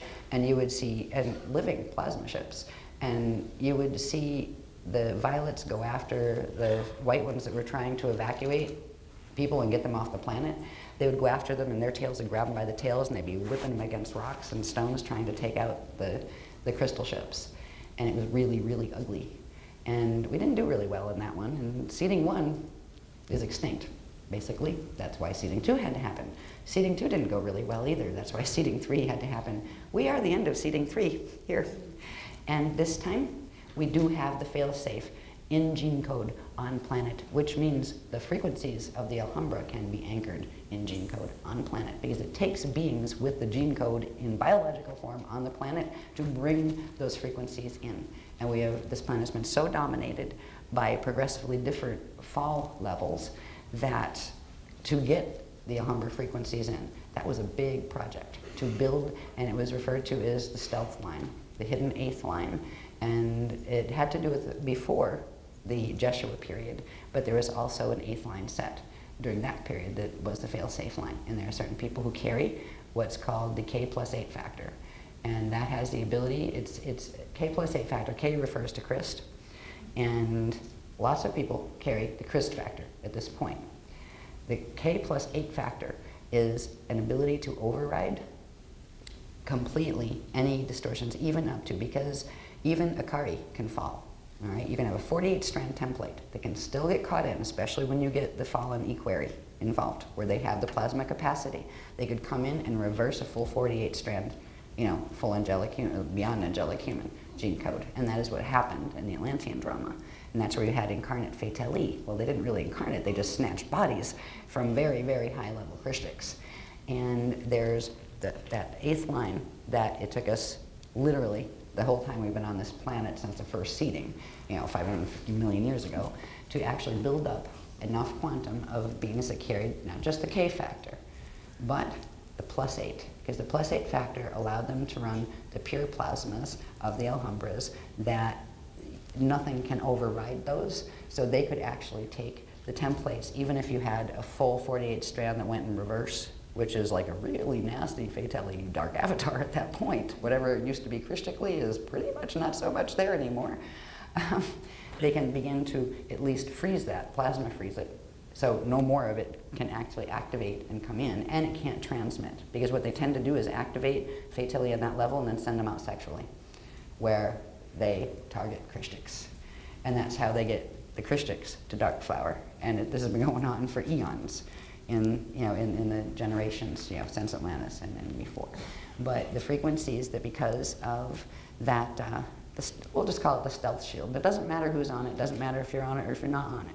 Just the fact that it exists means that there are certain people here, and some will never know who they are. They'll never know that, oh, I had a +8 factor. What's that? But they are little anchoring posts for the frequencies of the Alhambra plasmas that will allow for a host wave to be transmitted through the entire planet, but also backward and forward in time, that will allow us to link to the place where, from here in the future, there is certain quantum of this place that has become free, where the people got out to Median Earth because of the failsafe. And this is what we are activating with the failsafe. So there's a lot of things that we're going to look at pieces of, but the most important thing in this workshop is to get the grid work done, because it's personal grid work for your own cells, but it's also the big grid work as far as the getting these gates open and making sure that doesn't go to 55.5 spin, because if it does, then all of the gates to parallel, which is fallen, will open, and then you will have the nasty rays of consumption bringing their plasma ships in and mowing people down like they did in the end of seeding 1 in the electric wars. If we are successful, which is no longer an if, it is we are going to be successful, they will not be able to do that. But what is hanging in the balance are people that are highly coded to the green and the violet shields because of the vulnerability that is now occurring because of the Shield of Solomon. Because the reversals in those rings in the Shield of Solomon are actually dragging the people that are coded to that in. And the frequency waves that will be transmitted during this workshop period by the White-Blue Corps and by the Stealth Shield members, whoever they may be, will actually be able to quarantine those people from being dragged in from those two reversing rings of the Solomon Shield. That will come to a head during the Peru trip when we're up at Machu Picchu. That is when the green and violet rings of the Solomon Shield are going to hit critical mass overload because they can't, that energy they're trying to drag in to take out the rest of the shield isn't going to be able to go anywhere in the rest of the shield. So it's going to shatter that part of the Shield of Solomon. The people who choose to stay with the white-blue host, regardless of what their coding is, even if you're fatally in dark flowering, you will still be able to get protection through the Alhambra frequencies if you choose to do so. It's always a free will choice. But when that event occurs while we're opening the gates in Machu Picchu during the Peru trip, it's very vital for representatives of the green and the violet shield that want to hold that host to be there, because it's your coding that will actually allow you to tap into the sub-frequency bands of violet and green that will be transmitted through the blue gate. So you will, people who are coming, if you can, they will be the ones that can link and hold that for the rest of the people, the Aquafarians in the Aquafarian shield, who are being dragged in by those reverse shields. It's going to also cause some other issues for once that Metatronic shield shatters in the green and violet rings. The frequency is first going to implode, then explode, but it's going to get caught in its own gravitron. We've talked about the gravitron that runs through the planet, that vortex set, that actually holds the tilt, and it's going to overload the gravitron, which is going to cause some problems with keeping the Death Star Merkaba activated at 55 spin. Now, there's a protection in the white-blue frequencies that are being transmitted through the Alhambra host that will give protection to the templates of people who are keyed to those rings in the Solomon shield. Because otherwise, when that shield shatters, it's not going to shatter your shield, but it's going to send chaotic energy through it. So it's going to be very difficult for the people who are coded to those shields to stay stable at all, whether they're fully fatally at this point or whether they're the other. You'll find your bodies may start getting sick out from under you. You may find you feel like you're losing your mind because there will be chaotic frequencies that are set free once those two reversed rings in the Solomon shield, do their explosion thing, space dust thing. There won't be a coherent shield that your DNA is coding to anymore. So it will start picking up all sorts of fragments of stuff all over the place. It will give elemental attachments all over the place. And that is why the beloveds are offering it doesn't matter what side anybody is choosing to be on, but once these larger events take place, even if you're the most militant fatally and want to be that way and forget the Christians, that we'd rather pretend we're Christians and just run it our way. If you're really, really, there are some beings that are really, really, that's really how they feel about it. They're entitled to feel that way. But they're still going to be dealing with the fallout of what they created and the fact that, they were warned. We were all warned before we came into manifestation, before we took our first independent breaths from God's source. This is the Christ code. This is how it works. Divine will allows for the Christ code, which allows for free will. If free will tries to override energetically divine will, there is a point where simply energetically, it's not God just points a finger at you and says you've been bad and now you're space dust. No, it's we all had to play by the same rules. This is how the mathematics of creation work. This is how quantums balance with each other, and this is what the Christ code is, what allows for eternal life creation. If we were allowed to go off on tangents and say we decide we don't like God, so forget all of that, we're going to recreate the cosmos.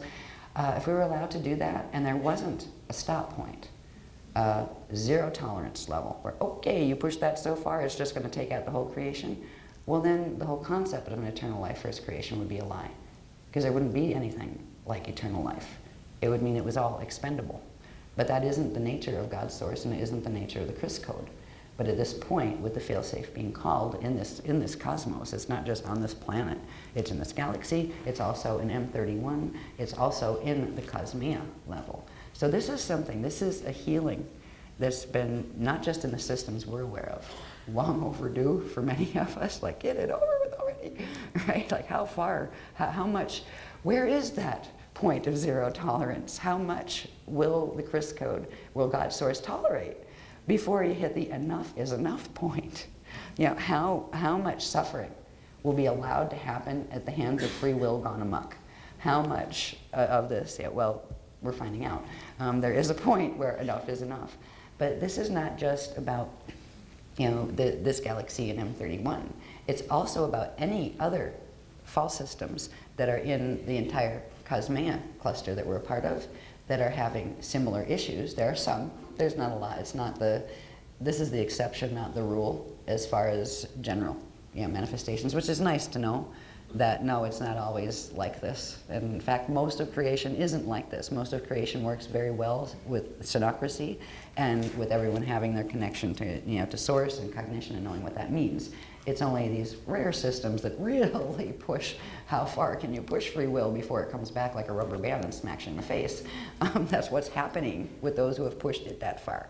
So this is a healing throughout the Cosmea, because those frequencies, in order to get them here into this system that is hitting its 0 point, where it will either go completely, you know, it would either go completely fall into the Toral Rift, but that would drag others with it, and that's where the 0 point was hit. But there's a bunch of other systems that are in the Cosmea that once these frequencies are released, they will also run through those systems. So it will be a clearing, a house cleaning, all the way through.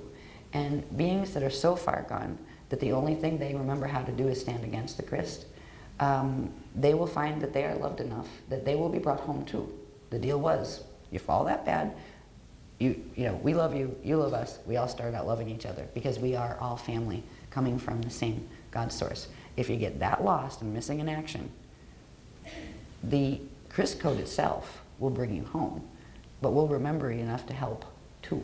So it's not about pointing fingers or about, you know, oh, this set of people are fallen or whatever. If that happens, and that needs to be called, if there are certain people who are under an affliction and it is affecting their judgment, and that judgment affects other people, and that's what's been happening actually in this shield, where certain people are saying one thing and doing very different things than what they're actually saying they're doing, and certain manipulations being done. When it gets to that point, you can't reason with a person who has lost the ability to Christically reason because their mind is being distorted and their judgment's being distorted by a fatality affliction. There's a certain point where you engage in a different way with people in that position. You still try to help them, but you're not helping them by allowing them to drag you in to VV games, allowing them to drag you in to endless conversations where they're twisting stuff and you're constantly trying to say, no, but I said this, not that. I mean, there is a point where there's something called moving yourself into the eye of the Lila. If you look at the Lila, the dance of forms around us that manifest around us individually and as collectives, and you look at that as kind of like a tornado. At the eye of the storm, there is the calm. And the frequencies that they are going to be running during this workshop have to do with moving from being dragged around by the whipping winds of the Lila and moving yourself into the calm at the eye of the storm, where this amazing vertical pillar comes. And the more you can strengthen that pillar, regardless of what coding you have, regardless of what you might have, did I really do that? I must have, did I really? You know, because some people are like, I never did that, and like other people are going, yes, you did. Yes, you did. Or, I have a picture, right? Or a tape, or whatever. Yeah. So it's kind of like, there was a neat little thing that they started, and I'll probably pull it out, because it actually was the beginning of a response to an email that someone had sent me that was a bit, where the beloved said, maybe we'll answer that one. Like, officially from the Alhambra Magisterial Councils, I believe they called them. I had to look up the words. What's that? Oh, they're the ones that actually enforce the laws. Uh-oh. Oh, that's what the Alhambra councils are. Oh, and they went into this lovely little just bit about the Lila in the dance, and about frequency, and about, I'll pull that out of the email, but it was very interesting, because it basically comes down to what you are sending out frequency-wise, you will get back in your Lila. And there are ways you can position yourself in relation to that, where you can stay in the calm at the center of the storm, or you can be part of the storm. And the storm tends to have a clockwise motion and a counterclockwise system, or a galactic system, where you do have Christics, and you do have ones that maybe even think they are running Christic but aren't. What do you do with that? There is a step towards synocracy. And I think we're going to look at that in a little more depth. I don't know if there's an ocracy word that goes with it, but I know there is a step between, and that is what is functionally appropriate right now. Good luck with the synocracy. It'll be cakewalk for the fatally to walk all over everybody. The Christics on failsafe just, no, when it hits the 0-point tolerance, because it would wipe out the eternal life part of the formula of the Chris code, it's just not going to happen. So we will, hopefully they will give us a nice little word package to put in what is that middle step. If our goal is a genuine synocracy, which is fairness for everyone, which is built on truth and transparency. You know what happened? You know where synocracies are? It's where everybody can read each other's minds. Okay? You can't hide stuff, right? It's all completely transparent because everybody is that tuned to God's source. All right? So you can give lip service to synocracy too, but if you're at the same time denying stuff you did, try to hide, try to pretend you're one thing when you're actually behaving like another, who are you kidding? You're kidding yourself. That's not synocracy. That's a hypocrisy. And at this point, this shield and the blue-white councils will no longer accept hypocrisy as a face for synocracy, because that is what has been going on for quite a long time in the shield. So I hope the shield's ready for transparency.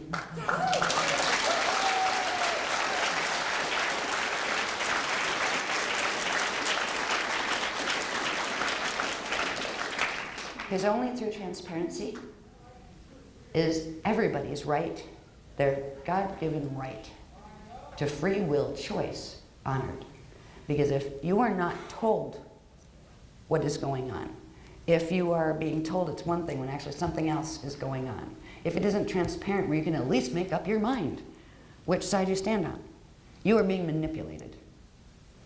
And the blue-white councils will stand for no more manipulation under our condonement or our name. And if that's a problem for anybody in the shield, there's the door. Love ya. So we're going to have a good workshop. We are going to do some amazing things. This host will run. There's not a darn thing one fatally in the local or way not local galaxy can do about that. So I hope we can work together. Hope y'all.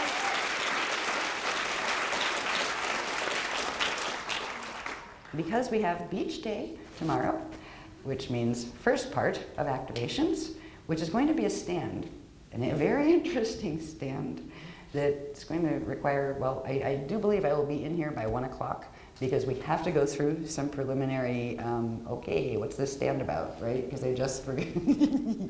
yeah. This is going to be neat, though. It is. It is. It is. It's going to be really cool.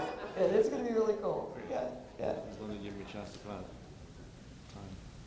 Well, as soon as they show me The usual 10 how minutes. 450 bodies or whatever are going to be on the beach. I'm so glad you're good at that. I'm sorry. Bason's great at that, actually, of getting everybody organized.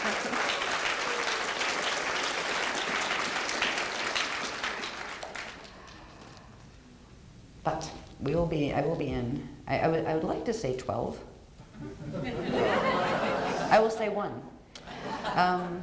I never know, maybe I'll be early. We are changing the time wave to the new BPR, right? This is phase 1 of it, though.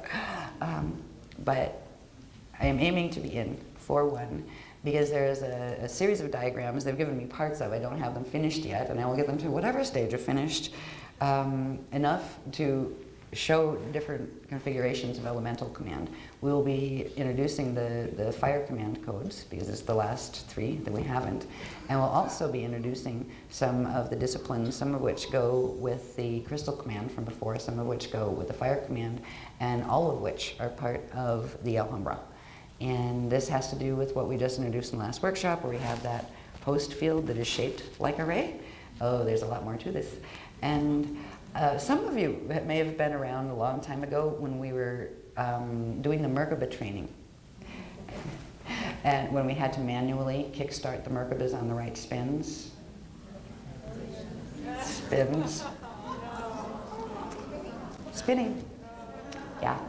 That used to be really funny, because when we first introduced it, you get like even 30 people in a small workshop. And we had to, do the clockwise spin to get the top going clockwise, and the bottom, the counterclockwise to get the bottom, the magnetic spiral going, that. And then pick up speed to get it up to, and at the time we had to actually use the call numbers as far as what base speed we were aiming for. We're not going to have to use call numbers now, but now we have wings. So, yes, there are certain hand positionings that have to do with what is called the rod of Alhambra, that activates in the field after the staff of Alhambra, which is some of the activations that we will get before. So I will explain this in more detail when I have the diagrams. The first thing, it's almost like if you could do that Monday, we might, like there'd be a lot more information that would build up to that. But because the beach day where we need to do this is Saturday, which means we'll have about 3 hours before we get on the buses. So, yeah.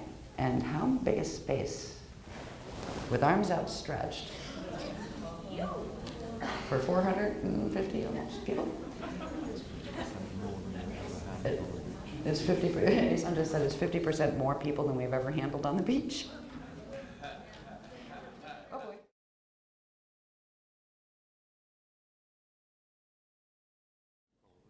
Wow. That's really going to be something. Yeah. You know what? There's one thing that you can do just to start practice, if you want to. Because part of this, oh, by the way, for Beach Day, those of you who have drums, if you brought your drums, we're going to do the drumming part first, but that has to be done like earlier, like right after you kind of get there, because then you have the turtle issue, where you can't make noises with the turtles, and they're laying eggs and stuff. All right, so we'll do the drumming part. But then there's going to be a part where those who want to there's going to be transmissions given in the water. So I wonder how much of Siesta Key Beach we're going to be taking. Maybe we'll have to do that in waves. Yeah. And imagine that you have your big stingray wings out and you're spinning, right? In the water. Yes, and then it's good to like have bathing suits for that part, and then even like change behind your towel or whatever you have to do, right? Because then there's going to be the part where we bring that to land, and I think the water part comes first, because that also clears, the salt water is amazing for clearing nasty stuff out of your fields, so it's very cleansing in that regard. But we've been doing some private grid work, not down on where we go, but related to and connected to the spot where we always do the shield on Siesta Key. And they're opening something that has to do with the Jesh period, actually, the biblical period, that are referred to as the Alhambra passages. So we'll learn more about what those passages are, probably Sunday and Monday. But they're beginning the process of opening them, and the transmissions are starting to come through them. And that's where we're going to pick up the first part of the activation in the water. So you don't have to go in the water if you don't want to. We were in there a couple days ago, and it's nice and warm, which is nice, right? Yeah, that's one thing I love about Siesta Key. It's the only ocean I can swim in, because it actually in the summer gets warm enough where it's like kind of not quite bathtub, but almost. So as long as the weather holds out, we will do that. If it's a lightning storm, we'll not do that part. We'll just let them beam it at us from the water, because we're not going to take a chance of getting electrocuted. And you never know in Siesta Key, because sometimes the lightning storms do kick up, and they're quite spectacular, really. So as long as the weather is holding out, we will do that part before sunset. and then move into the quiet part that does involve spinning, spinning with the wings. But it also involves more than that. So there are some hand positions that we're going to have to learn that have to do with controlling the rod of Alhambra once it's activated in our fields. And there's going to be more information given on, and because this is the small part of what we're doing, but this is part of something really, really big that has to do with, okay, we're beginning to block the 55.5 level of the spin. We're not letting that happen. There's a big part of this they haven't showed me yet. They've had me tied up for a week and a half in diagrams with bodies with the ray wings and different things occurring with that. And yeah, so I'm going to finish those to the degree that I can. I can't guarantee they're going to be typeset. So it may be one of those workshops where it's all handwritten and got a scribbly looking, but at least the information will get to you, because what we need to do first is do this stand together. And even if there are issues with various parts of the shield, this is time to stand together. And you're always welcome to stand with the Christics and whatever you want to do with that. And I really don't care who said, he said, she said what, everybody pointing fingers, you can keep it. And if you want to look at me as the great witch huntress, well, if it makes you happy, I'm not. And if I have to speak things that I don't even like to have to speak sometime, but if the Christian councils tell me, that look, this is happening, you need to call this on our behalf, we're asking you to do that, I will do that, even if it makes me unpopular, even if I get labeled a witch hunter. Anybody out there that felt I'm witch hunting you, just know, no. Actually, the beloveds had called certain things because there was such a problem there. They cared about you enough to try to get those around you, and only very few around you, to help. If someone is in a state of fatally affliction, where mostly it's fatally thinking for them, good luck trying to have a conversation with them about how not to let the fatally take them. Good luck with that. Because the fatally will go, oh yeah, oh that's terrible. Oh, can you help me? Like, can I cord you? That kind of thing. You need to be careful with these situations with people. Sometimes calling them out so the fatally knows you know, and it knows the council knows. And say, excuse me, would you mind stepping down from, say, if you're teaching Kathara and you're giving ordinations and you're actually ordinating under the name of Samchase, which is a demon, right? And you get called on that. Pretty privately, not in front of 400 people or anything. It's like, we suggest you step down until you get your fields together. The last thing that should happen next is at one of my next workshops, you pop up giving out flyers with your face on them as a life coach. Hello. I mean, seriously, this is some of the nonsense that has been going on. This is not okay.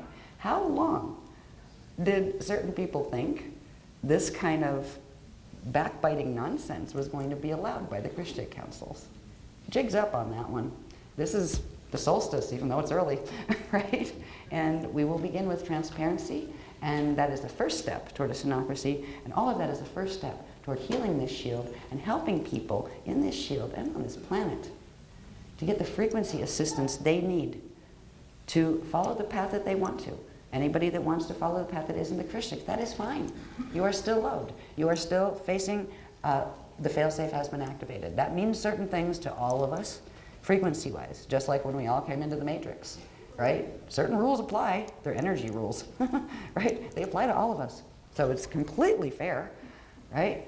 God's not saying, well, we'll give you a set of rules and then you another set of rules and yours are going to be harder than yours. No, we all have the same rules to play by. Well, now that we're in failsafe, we all have the same rules to play by. And how we interact with those realities in energy will determine what kind of experience we have, personally and collectively. So I'm delighted that this many people care, that this many people showed up for this. This is stand number 3. There's still going to be the ones that go, and there is still going to be the solstice one, because they will still be trying to bring in, with through that alignment, more of the frequency. But this one is a big one. This is the one where the BPR shifts, and those who pick up that BPR shift, probability 12, will be on the Christos path. Those who do not pick it up will not be. They will have a period of time to integrate that between now and when the Peru trip happens in October. And that is when the violet and green rings of the Shield of Solomon will hit their critical critical mass saturation point because of the containment field that is not allowing the Metatronic spiral to spread out of them. They will shatter. At that point, you will have, if you can pick up that BPR now and integrate that progressively, you will be able to hold the link to the violet and green subharmonics, if you happen to be coded to violet and green, that are being run through the white-blue shield. If anybody doesn't like the white-blue shield is in command of this particular host mission, I'm sorry. Take it up with God Source, because that's the way it was structured. Don't shoot the messenger, right? So, you are very loved. You are all cared about. And I'm going to wrap this up. If I take one question, we're going to be here until tomorrow, 1 o'clock. Yeah, so I'm going to, yeah, I won't take questions right now. Hopefully there'll be time for that, because there never is, because it's always just trying to get the information in and get it to you before everybody's having to run for their planes. What we're also hoping is once we get this, the time wave of the BPR, that's the, you know, the big leap shift that we were supposed to take in December, that is a longer time wave where there should be more time within that wave, more parthy turned on per segment of wave. So it should begin to change the mad dash crazy trying to get this much information into a hole this big that's called our workshops, where it's, you know, it's like guardian time, who knows when anybody's going to show up, but we do always show up. There should be, I can't guarantee it's going to be this workshop, but a progressively more harmonious relationship with bringing the information in through that new time wave that is opening, where we actually might like say, wow, we'll be there at 8 o'clock, and we're there at 8 o'clock, right? That kind of thing. So it's the beginning of a healing in a lot of ways. And it just requires really, if the shield can do what it wants. If it wants to split, it can split. We still love you, whatever. You know, but we will honor people's choices at this point. But it's also going to, humility is required on the Christic's part and also on the other side. That, you know, kind of like own your stuff. If you're afraid of transparency, it means you have something to hide. Who are you hiding from, God? The cosmos is watching. So I think I will leave at that note, and I will do my absolute best to be here for 1 o'clock tomorrow afternoon so we can get ready. What we can do, though, is just to get over the initial dizziness factor, right? So without worrying about hand positionings and things yet, and we'll learn that tomorrow before we do the beach thing, but simple, just getting your body used to, oh, we're going to do this, are we? Right? I'll just demonstrate really fast. And this ought to be interesting because I have little heels on about that big. This ought to be fun. Because I'm notorious for being not coordinated on my feet. But imagine ray wings, yeah? And just do the electricals first for the top part of the Merkaba, and just simply spin. Now I find if I can keep an eye on my hand this way, I don't get as dizzy. Because if you just go like this and watch everything go by, you'll fall down eventually. Right? Dancers are really good at this because they know how to do all the spins and stuff and how to focus the eyes like on a spot, right? And keep the spot with you so you don't, you know, get dizzy and fall down. But simply just spin as if you have two little balls of energy on your hands and your ray wings, you know, your ray-shaped thing and a tail going down. And imagine you're a stingray just spinning until the arms feel like they're light, almost like they're flying. And then bring that down. And with hands down, do the counterclockwise spin. Okay? That's pretty simple. You're not worrying about moving rods and hand positions yet. So that'll come tomorrow. So thank you very much, and we'll see you tomorrow. And I'm so glad everybody's here, because we're going to create this healing together. Yeah? You want to say anything?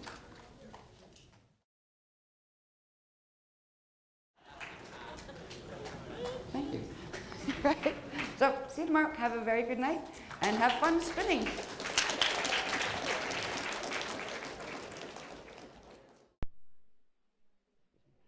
Hello, and thank you for your patience.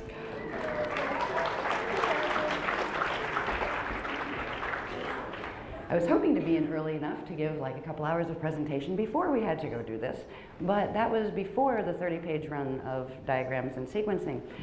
Of course, the last 10 were the most important and the ones that we needed to cover, especially before we go to the beach. That's the way it comes through sometimes, and we just have to deal with it when it does.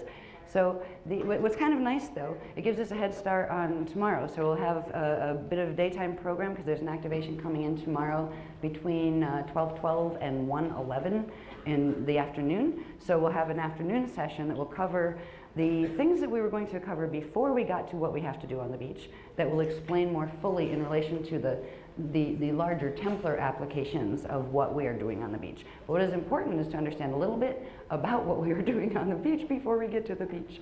And that's what we're trying to do. We have a bit of a timeline issue because I guess by when it starts to go sunset, we can't drum on the beach anymore because of the turtles. So we have to get through this really quick as quickly as possible. And sometimes you have to go slow to go fast, I've been told by the beloved, so I will try to not go blah, blah, blah, blah, really fast. Unless it's stuff that's like, don't worry, we'll touch on it again, but there's certain ones that have to do with the hand positionings and what they mean as far as when we're activating these things in the body. So that's the most important thing for everybody that's going to participate to know is what are we doing with, you know, the frequencies. What frequencies are we bringing up? What are we activating in the bodies? Why are we doing this? The why are we doing this has to do with the bigger picture that has to do with the number of things that we are doing, which is, this is stage 1 in stand 3 that is meant to make the BPR leap into the 12-12-5-3 probability range that wasn't supposed to happen until December 21st. There's also other stuff that they added that I didn't know about. It has to do with fold 1 of the Messiahonic fold, and that gets into other information that they talked about a long time ago that we'll cover tomorrow. But certain things weren't supposed to occur until between 2047 and 2052. They start this workshop and they complete on December 21st, 2012. So there's more than a 6-month expedition of all of this. It's actually bringing in the fold 1 Messiahonic fold. So this is the first part of that process of initiating that process. That process will culminate in December. So the whole program has been expedited quite a lot because the fail-safe had to be called. So I'll get onto the diagrams really quick because I want to get to the ones that have to do with anatomy, that have to do with understanding your the host ray field that was activated for people in the last workshop. If you weren't in the last workshop, these activations will come through as you participate in this. So you don't have to worry about going back and doing what we did in the last workshop. It will come on automatically with the rest of the activations that come through this time. There's going to be 4 in-water activations. There's going to be a lot of people in the water. Oh, God. And we're actually going into the water to pick them up. There has been grid work that was set in a couple weeks before where we were privately asked to do certain things, not on the spot where we bring the group, but in locations that are connected to it, that we'll talk about that more tomorrow too.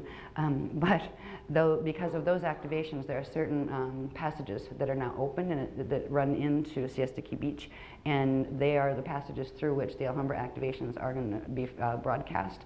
So there is the water element. Hopefully people will be able to go in. You don't have to go in like over your head or anything. It's just kind of like, you know, if you go up to waist high is good. But if you can't even do that, even just feet in is better than nothing. And if not feet, like 2 fingers. So it's really up to you, but you will get a stronger activation if you have at least half your body in there. So that said, starting at the end of the program, now I'll go back to the beginning. Or actually it's kind of the middle because there was a whole bunch of things before to lead up before we got into this that we'll deal with tomorrow, and then this will make more sense in the broader picture, but we'll get what we need to do. This is just showing you what you've probably already seen something of before that going over with you as far as the configurations that they're going to use in this.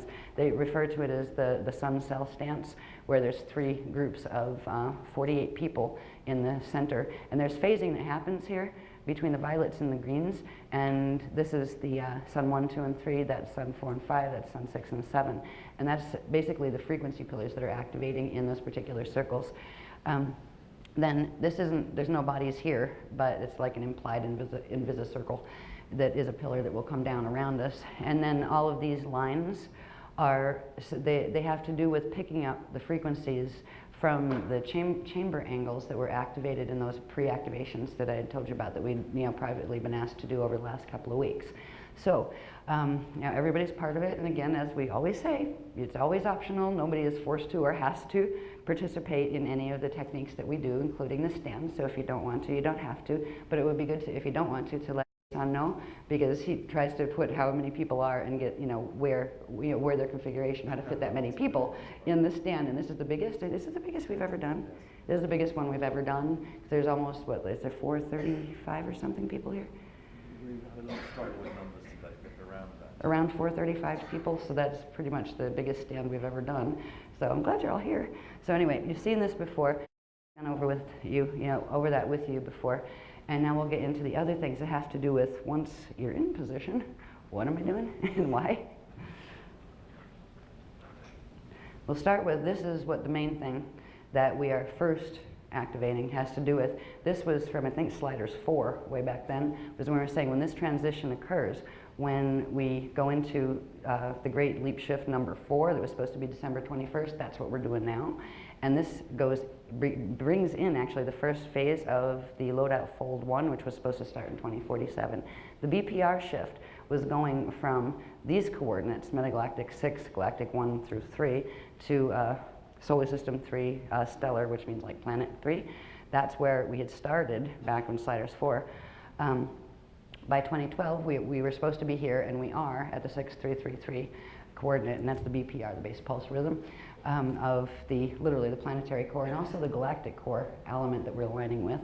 We're jumping from, we're making that Great Leap Shift 4 into the 12-12-5-3, and that is the host alignment that we weren't supposed to have to fully anchor until December 2012. So we're going to start with, and it's very simple, it's just, and it's not going to be any of the fancy drum work. If we have a little time to play with that before it's turtle time, that'll be fine, but the first thing we need to do before we get wet is to get that drum code set. And it's very simple, and it's almost like very boring, where you just go like it's 12, 1, 2, 3, 4, 5, 6, 7, 8, 9, 10, 11, 12, stop. Right, 12 again, right, and then the 5, and the 3, and then do that 12 times. Right, so it's one of those where we're not doing fancy handwork on the drums. There's a lot of drummers that are really, really good, and they do all the, that sounds great, and sometimes that's fine, and it doesn't disturb BPR. But this time, it's pretty much we're all just learning 2-pound drum. Let's play it that way. So we keep them very clean: the 12, the 12, the 5, the 3, and do that sequence 12 times.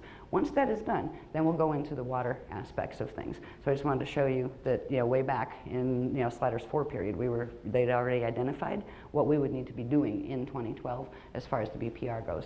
Next one, please. Now, this is just a really quick recap. In FOL 12 in January, we activated the personal D-span flows. Right? Now, if people haven't been in those workshops, there's some people who haven't been here in ages and are back. All of these things will pop into activation with the rest of them, the transmissions that are coming in through the water. So especially if you haven't been in workshops for a while, the water transmissions will be especially important for people that fit into that category, because those will be the strongest frequencies coming in before you move into the stand that will allow you to pick up as much frequency from the stand as you possibly can. So we already had these things activated as of FOL 12. Next one, please.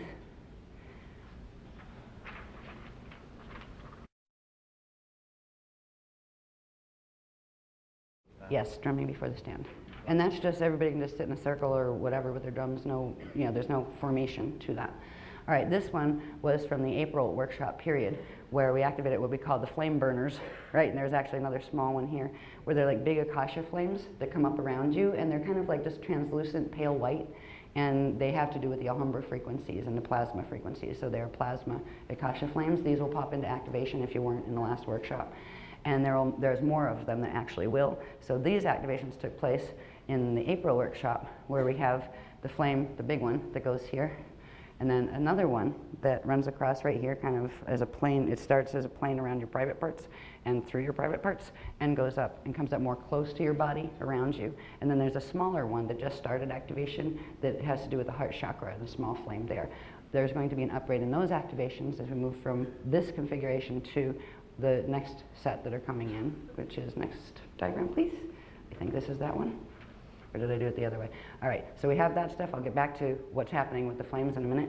This is also from FOL 12. We started activation of the chakras with the lotus configurations, which, I won't go into this detail right now for people who've missed this because it's already in those workshops, but basically this is where the plasma body lotus anatomy started to come into activation, and where the plasma seal was put on, where if someone was dark flowering and they had these activations, it couldn't get rid of the dark flowering that had already occurred, but it would stop it from going to a higher percentage from that point on, from FOL on. So that was when we started with that, and I'll show you how these are upgrading so you see where we're going with these. Next one, please. In the April workshop, it went from, we already had the activations of the chakras with the lotuses, but it started activation of what were called the, what do they word those? The Eye of Reyes levels in the immediate Ajay body around you, where you have 3 different levels. You have 1, 2, and 3, which are 48-point meiotic lotuses. So there's literally this huge bouquet of lotuses, 3 different levels of it, that correspond to what I was going to start with, which were the maps that show, for people who have missed, where do we get this ray form and all of that. That all comes from the gate alignments. When you look at the bones of the Yukatharista, when you look at the Eka maps of the God World gates, it shows where that configuration is. And this is what those lotuses are connected to, because on those maps we showed the 3 eyes of Reyes. They were activated in the last workshop, and in the personal fields, they correspond to 3 layers of the Ajay hydroacoustic body around you. And there was part of the fail-safe again. So this is enabling your physical body and your entire spirit body anatomy to actually begin circulating and bringing in the Alhambra frequencies that are the only plasma strong enough to stop the reverse plasma ray that was anchored on the planet and has created all of the problem as of October 8th, 2011. So we have this configuration that was from the last workshop, the 3 eyes of Reyes. We don't have to go into this heavily right now, and it was covered in the last workshop. Next one, please. Okay, then by the end of the last workshop, we ended up with this configuration. It's called the Ray of Hope. It's the personal meiotic plasma ray host vehicle. It protects, sustains, and permeates each dimensional and density level of the personal Christ star vehicle.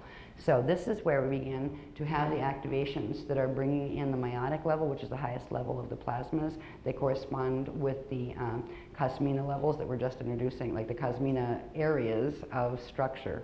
When you go past cosmea into the cosminas, you'll see what that is when we get into structure. But we started where we have this configuration in our fields now that was just easily referred to as the Ray of Hope, but it is meiotic plasmas that actually do form. And if we remember when we were dealing with a long time ago, the Akasha Merkaba shape, where it's like the umbrella-shaped Merkaba that has to do with the Eka level, the Eka and the Akasha levels. This corresponds with that, but it's a higher level of it, where it's dealing with plasmas and not just primal life force currents. It has primal life force currents, but it actually are the plasmas from which they are drawn, so it is a much stronger level. So we have this ray form, and what's really neat is once it starts activating and your plasma body starts activating, you will find yourself in some really interesting projection experiences, sometimes first from the deep dream state, where you find yourself flying in it, where it's actually like your body is inside of the ray, and you are the ray, and you are actually airborne. It's like from, they're not so much water rays, they're in the air. So it is a vehicle of projection and an advanced level of plasma body mobility. So it's way beyond any Merkaba training that we've had before. There's another aspect of this that is going to activate during this workshop, and it has to do with something called the Staff of Alhambra, and then after that activates the Rod of Alhambra. The Rod of Alhambra is connected to a bunch of things that I was just getting the words for on all those diagrams that I had pieces of that has to do with what we were activating on the beach. It starts with what we had activated before. If you haven't had this activated from the last workshop, this will come online automatically with the activations from this workshop, so you don't have to worry about backtracking on this one. So if you'll notice, there's certain configurations. Now here we showed with the hands down, and here we just indicated that at some point this gets raised and lowered. All right, so we didn't really get into raising and lowering it in the last one. It just kind of showed that it kind of moves with the hands. There's a lot more to that moving with the hands than they let us know last workshop, and that's what we're going to learn really quick how to do here. There's several hand gestures that have to do with, part of them, they're part fire command, part ether command disciplines, actually. So they're adding, those in they are part of the disciplines that they would have taught us kind of separately, but there's no time for the separately, so they go together as a string of motions that once the rod of Alhambra is activated, it allows you to actually move the rod up and down to combine different dimensional frequencies that allow certain things to open that we'll see in the diagrams as we get to the end of this pack. So it starts with this, and you can just think of that as hands down position, because that was just showing that it does go up and down. Next one, please. Now when we come back to the flame activations that we had, where we had those Akasha burners and the pale plasma Akasha flames, we had 3 of them activated from the last one. This time we're going to get 3 more that correspond with, one goes between chakra 3 and 4, one goes between chakra 2 and 5, and the other between chakra 6 and 1. And if you add all of those up, the 4 and 3, the 5 and 2, and the 6 and 1, each of them are 7, so it's 7, 7, and 7. This has to do with what frequencies are being blended and the fact that this is the 777 host, and that has to do with the 7 suns and all of the more complex structures that we began introducing in, I think, FOL. So it's just showing you will get 3 more levels of activation within and between the chakras, 3 more levels of those flames. And once those activate, it creates activation of something, a word that we haven't seen in a long time since K23, the crux and seta, which has to do with the activation of the Akasha Merkaba, but also the fields within it. Whereas you have the flame body activations that form the upright Akasha around you, there is this I think it's called a zero density field, they just gave me those words, that creates the upside down one that is literally whatever a zero density field is. I guess we'll find out as the workshop progresses, but it is a field that opens within that Merkaba, and this is like a higher level of it because it plugs into the deity planes, not just the Eka level on the outer domains. So this field will open when we go through these activations. This is some of the stuff we're going to pick up when we go in the water. So these activations, and all we have to do is go in and breathe, and we don't really actually have to spin in the water, but we can if we want to after the activations have been broadcast, if we just want to get the feel of the spins.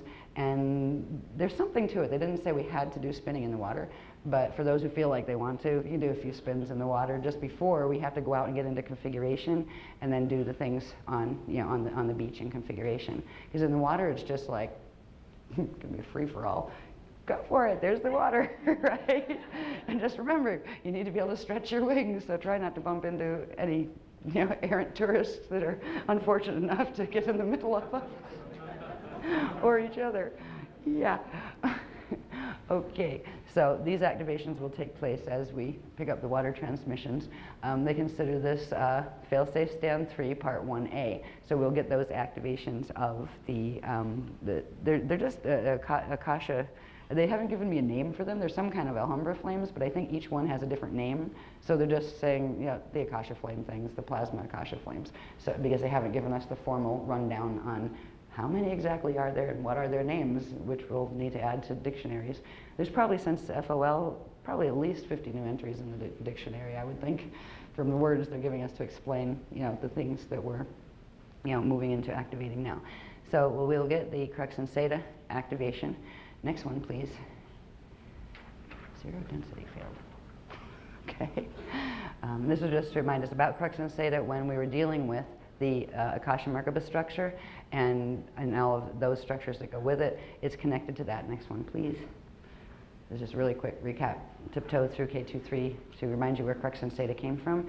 It was when we were doing flame body activations that came up. So the crux and seta, actually, you'll see that's that upside down Akasha shape there that's called the crux and seta, but it actually implies this whole configuration that takes place inside of this. And the crux and seta is what actually takes you up into it's not here anymore, into the top star configuration of the Akasha Merkaba. So that's where, it's not a new word for people who might have missed K23 or whatever. It's been there for a while.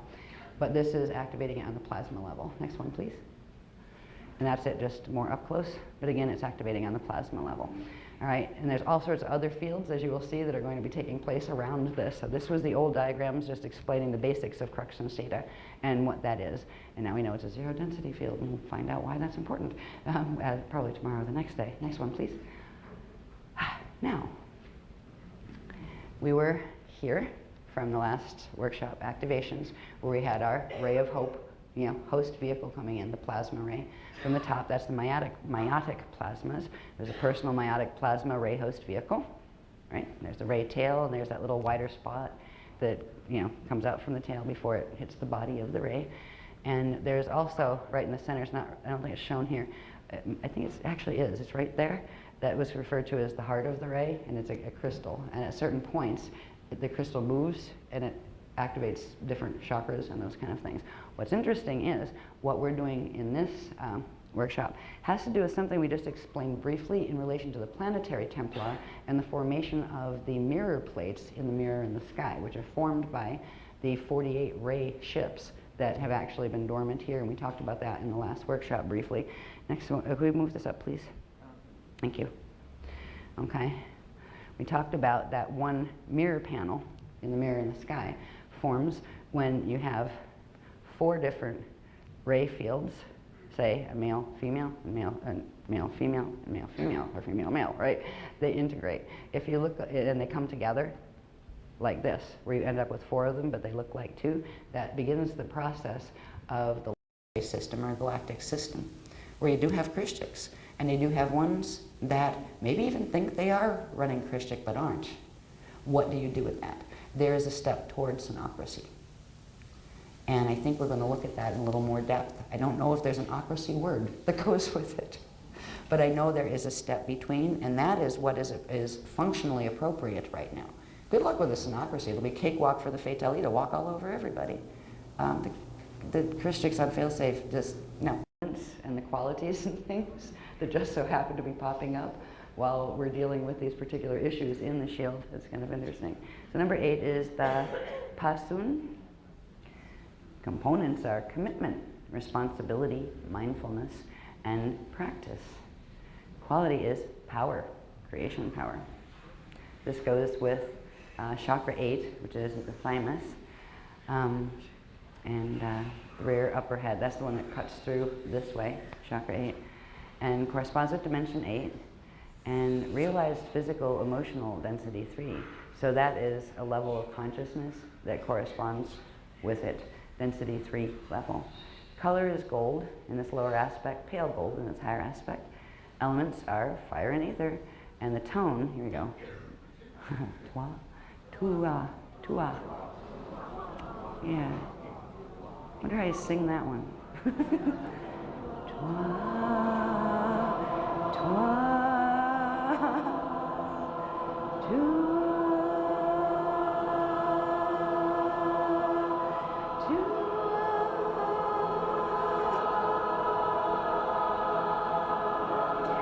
Can't do it, but somebody can out there. Yes, thank you. Nice.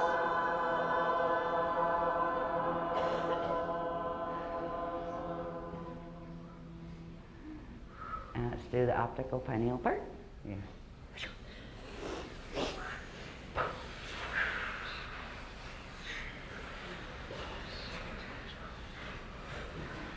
They're saying, here's a little hint to play with these codes, by the way. Now that we have it induced and we've done the tone once, they're saying, inhale and condense it into the pineal again, the code, and then bring it down to your day center, and expand it out in the day center.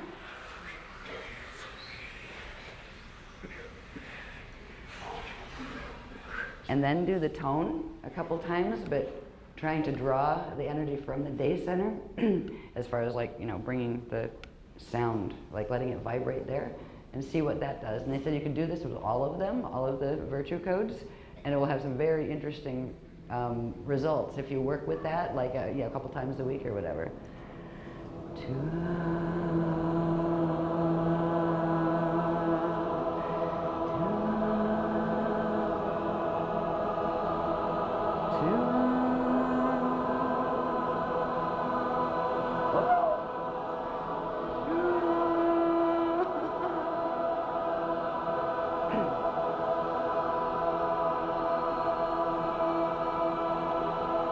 Oh, cool.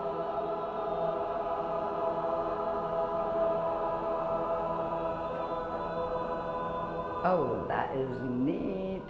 I don't know if you felt that yet, but you will if you work with these from the day center. The first thing I felt, because I'm like, okay, we're doing what?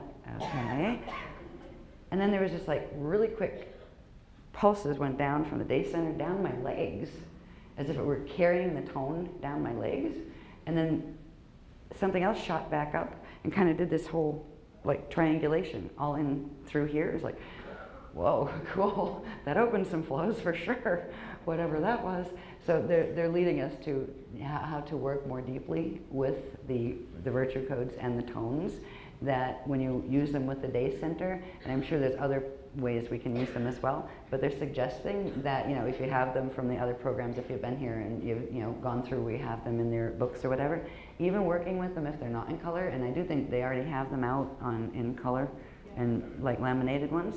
Yeah, if you work with those this way, this is just the beginning way, and it's not like, you know, it's not a written technique we have, you know, solidified, so it's simply just inhale, move it down, because you've optical pineal induced them before. You can do that again every time you use them if you want, just to strengthen it, and then send it down to the day center and start working with that and the tone, and working with it once we get into the eye of Lila, which is going to come. That's going to be a live technique that we run here. So you can do it without the eye of Lila, but when you do it with the eye of Lila, it'll begin really opening certain frequencies within your body, which opens certain cognitions within your consciousness. So it's the beginning point. There's one more on this set of fire codes, and that would be 12. We will be working with the virtues more later in other programs that are designed to really more enhance on the personal level. We haven't had a chance to actually do those kind of programs because it's been focused on grid work, because if we don't get the grid work done, the frequencies aren't going to be here for anybody to heal or expand or ascend. But there's going to be a time when this stabilizes, when this drama stabilizes enough, where we will be able to focus on the very personal aspects of using techniques to really open your own self and those kind of things. So this working with the virtues in the codes in even this simple beginning way will begin, you know, amplifying that process, that personal process of unfolding for you. Okay, this one's called the Husen. Husen. The components are resolve, determination, release, trust and confidence, quality, freedom from fear of certain failure. Freedom. Sorry, I just went on a tangent there. Couldn't resist though. Yeah. Always grateful to Suchi Waters Benjamin for sharing that beautiful song with us and her other songs. That song is almost like the theme song for the Shields, right? So thank you, Suchi. Okay, chakras 12, A and B. One's 24 inches above the head, one's 6 inches below the feet. Dimension 12, actualized mental density 4 level. And color is luminescent white. And again, it's a fire ether one. And the tone is Suan. Suan. Swan. Kind of like swan. Swan. Swan.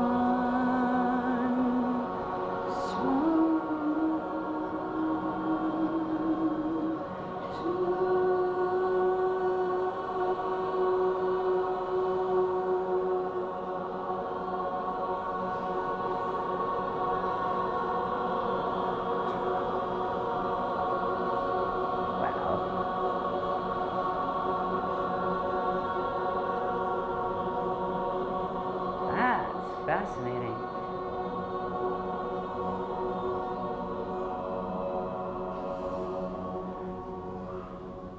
That was fascinating. That was doing something. The waveform was doing something. It was coming, like you could hear it, especially back in that section. But there's certain times when it always sounds lovely when everybody does the tone together. But that's two of them that I noticed more pronounced than the three of them. It was the first one and this one did something. Right? Where there was almost like an energy form that you could almost see starting to happen. And it became something, not just the sounds you were hearing, it became larger, like larger sound, kind of like larger time, where you have the little compacted time waves where everything is like choppy and going like this and there's not enough aparthy turning on in the Metatronic thing. There's sound that works that way too, where it's just shallow. You know, you might hear all the notes and the whole bit, but there's a shallowness and they can't carry certain frequencies. And I think what I just heard was something they've been showing little bits of and not giving us a lot of technical info on, but sound waves that carry plasma. Yeah, and they showed it to me, and it had to do with, actually, some of the things with the work that Asan and Noel have been doing, actually, and we haven't gone through all of that, so the Beloveds haven't said, yes, we endorse exactly what that is, but they're on the right track. And you know, so we just, the Beloveds haven't had time to go through all of the math on that and to see if it's exactly that way.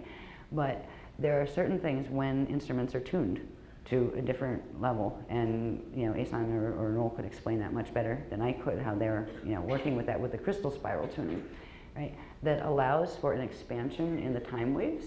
And it was funny because there's a few people actually in Norway that are working with, with sound. They're musicians that are working with that, and had done some things like, they said, here's what this sounds like if you just do it in regular tuning. Here's what this sounds like if you do it with the, with the crystal spiral type tuning. And I could hear the difference. There was just a fullness in the crystal spiral tuning. But what amazed me was I've always I can see sound waves, which is kind of strange, I suppose, in 3D speak, but I can often see sound waves in the shape of them. I could make paintings of sound and that kind of thing. It's just one of my little quirks of perception. And when they were doing these clips, the thing that stood out most wasn't what I was hearing, so I could hear the difference, but what I was seeing, where I saw the regular sound wave like I'm used to seeing sound waves, and the other one was doing that, but then it turned into one of those like silken waves that I talk about with the plasmas running through. And inside of it, there was like this stream and then this little ball where it looked like a little pregnant ball of plasma inside this undulating sound wave. And I'm like, whoa, what is that, beloveds?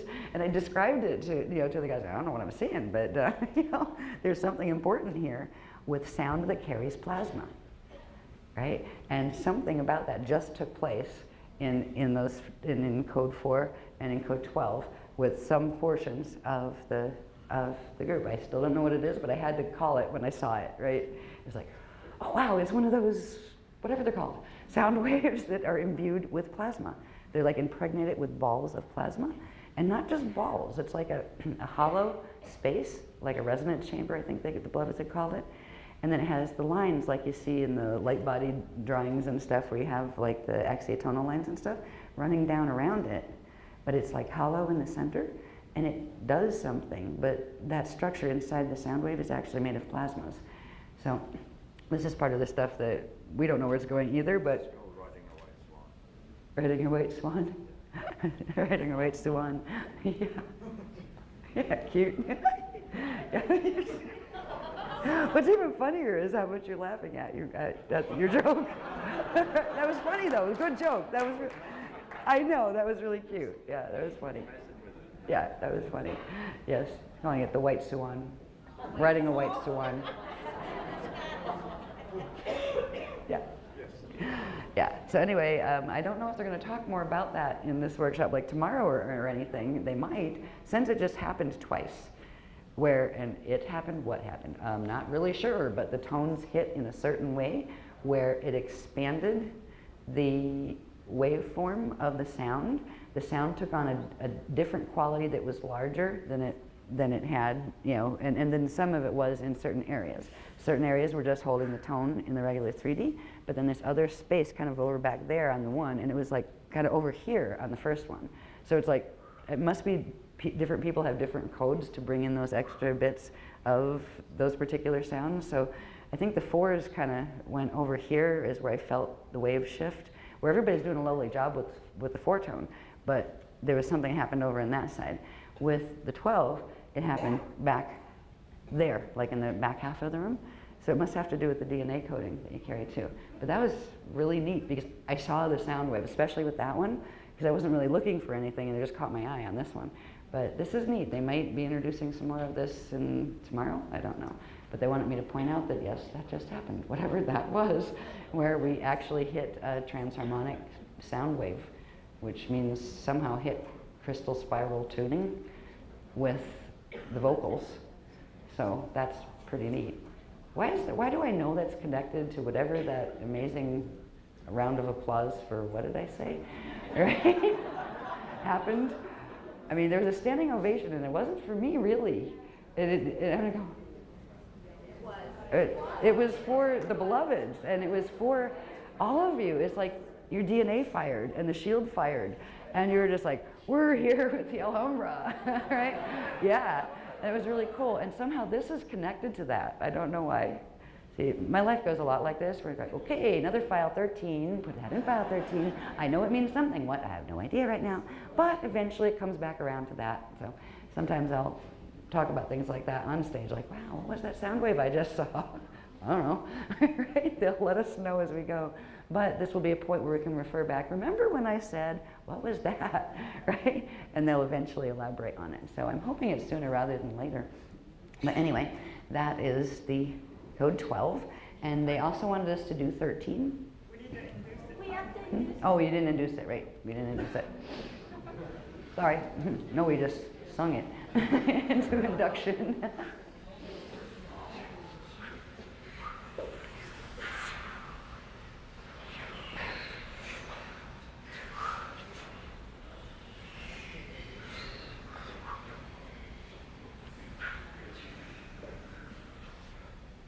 We can sing it again.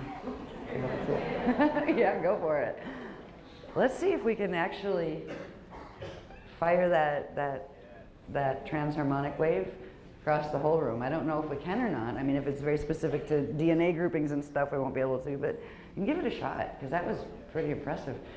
It's like, all right.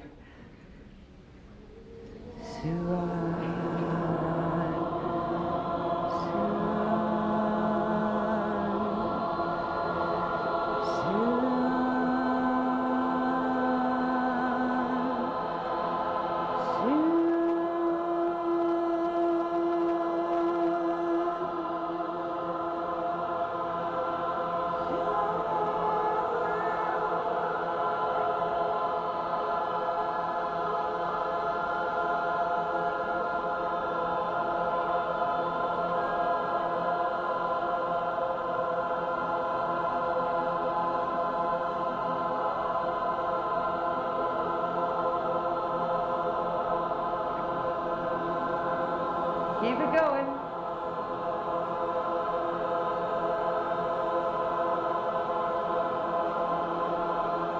Any guys out there, bring up the bass tones.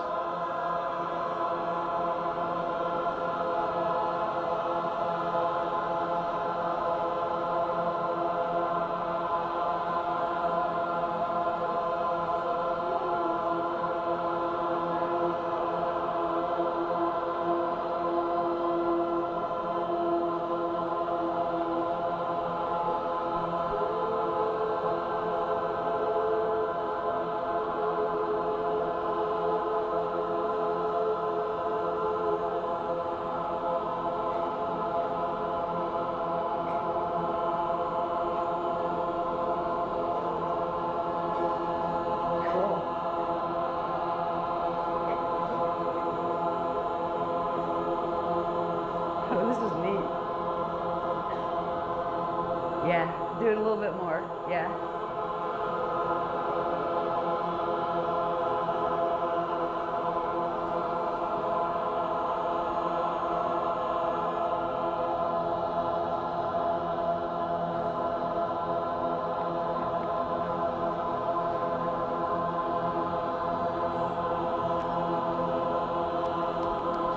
Some of us keep doing that, and some of us come with me and do the yum. All right, so some of us do the suan, and some of us do the yum from code 4. Okay, they're asking us to do that and try to mesh them together. That was cool. What I was watching form was like all across, first it looked like a mist, then it looked like an undulating blanket wave that was not just like a sound wave this way, but a sound platform that was undulating across the top with those little bubbles of plasma in it. So we're on to something new here. Right? Surprise! Me. Right? They're asking us to do the swan. Some of us do the swan. And try to hit like where we have bass tone, overtone, and resonant tone, like 3 different tones, a lower one, a middle one, and a higher one on each of them. And we're not going to like divide up this side do this, or this side do this. Just whichever one you feel you resonate more with. Either the yum, that was the um, but it sounds like Y-O-O-M sound, or the suan one. All right, and they want us to mesh those together for some reason. This has to do with the activations that are coming in and anchoring them. So let's try that. And you guys have much better voice than I do. If you hear me go, like try to bring one in, I'm going, I know I can't do that, but I know some of you can, right? Like it's the next octave up or whatever you call that, like the next one up, right? So when I'm going, I know what I mean, and anybody that has a voice that can do that, please do that, right? Because I can hear where it needs to go, but my voice can't go in some of those places, you know, and some of you can. So, all right, let's try the, we'll start with the yum, okay?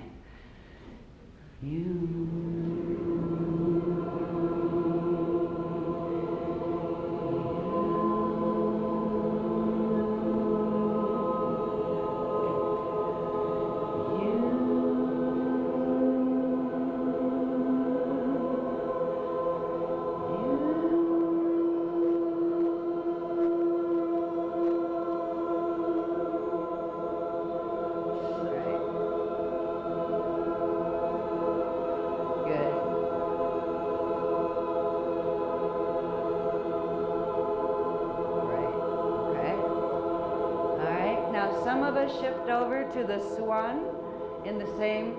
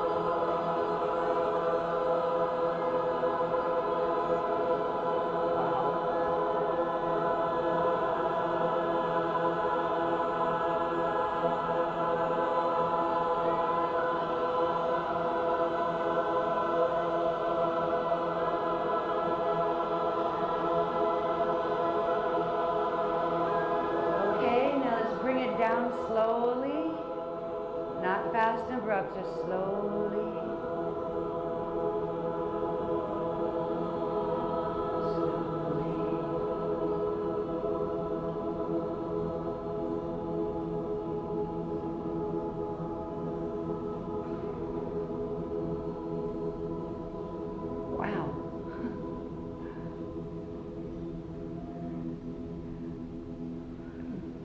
They're saying something in my head going, because I just commented, like, wow, because I see what I'm seeing. They said, you should see what happens when you put 6 tones together, or 12. Because what I was watching, because I can, see it with like the etheric vision or whatever, plasma vision, plasma TV. The plasma vision. Where before when we did one tone, I saw that like rippling blanket wave, and I could feel the balls in the ripples. There were those little plasma balls and the harmonic chambers inside of them. And that was with the one tone. When the two tones started going, and it's actually, there's two tones, but we were doing 4 tones on each, actually, right? On each of the 2 words, right? So there's actually 8 different tones floating about on that one. But at first I saw the blanket effect. Then something came through diagonally, and I think that was from the 4 code, where the 12 code was doing that, and this diagonal thing happened. Then the whole thing shifted plane, and first kind of stood up where it looked, I was thinking, is that going to be a Christ star vehicle? And it was like, no. It got a point like a Christ star would on top, and then formed a plane out from it, so it looked like this big mountain of plasma. And then it kind of went backward and forward, like it became a mountain range of plasma. And then it wasn't just peaks going up, it was peaks going down. But it was all like very 3-dimensional effect. Like you were watching you know how you can watch sound waves or even sonar waves, right, on a flat screen? But it was like looking at that in three dimensions, and then it spread out this way, and then this plane set opened from like the top of everybody's head to about the top of the not quite where the lights are in the ceiling, but where that soffit comes down. It literally opened up this space. So the space is still opened. And if we dropped it too fast, it would have gone, vroom, and the wave would have collapsed. It was like, breathe down slowly, right? Just like in the old days when we taught about when we're doing the spins and making see your standing wave pillars, if you stop too abruptly, your beautiful pillar you just created goes, and it becomes a pancake at your feet, right? So if you gently stop spins or gently stop sounds, the waveform you created stays, and you can gently pull away from it, and it exists independently from you. So we just set one of those. I had no idea that they were going to do this, by the way, with these sound tones at all. It's still there, but what's interesting are the peaks, and they were like double peaks where you have mountains going this way, but also mountains going down, right? Stalactites, stalagmites, whatever. But they were very, very palpable. Like it looked like you could reach out and touch them and squeeze them and stuff, or project to them. It opened up some kind of plane. Now they're saying they're showing us the capacity of what the plasma sound waves can actually do. They're going to take us more into that, but they are very connected, and this is I didn't know. They're very connected to what they've been referring to ships, the ray ships that we raised in the last workshop into the planetary atmosphere, where they come together and they create deflection fields. They literally bounce back the frequencies of the Metatronic frequencies that are coming through from galactic core and those kind of things. On a smaller scale, we also have our own version of these within the activations within our bodies. Now, we've talked about before the Tantriasia twins and the whole bit, and that gets into the Tantriasia, couplings in relation to the ray fields and what frequencies they can run together. Again, all those frequencies up there, you see the little thing that was the ray shape that was pulled out of the echo maps of the God World gates, where it showed all the gate alignments going through those maps. So that's what that little one with all that detail is a gobbledygook that was actually the gates that were shown on the map.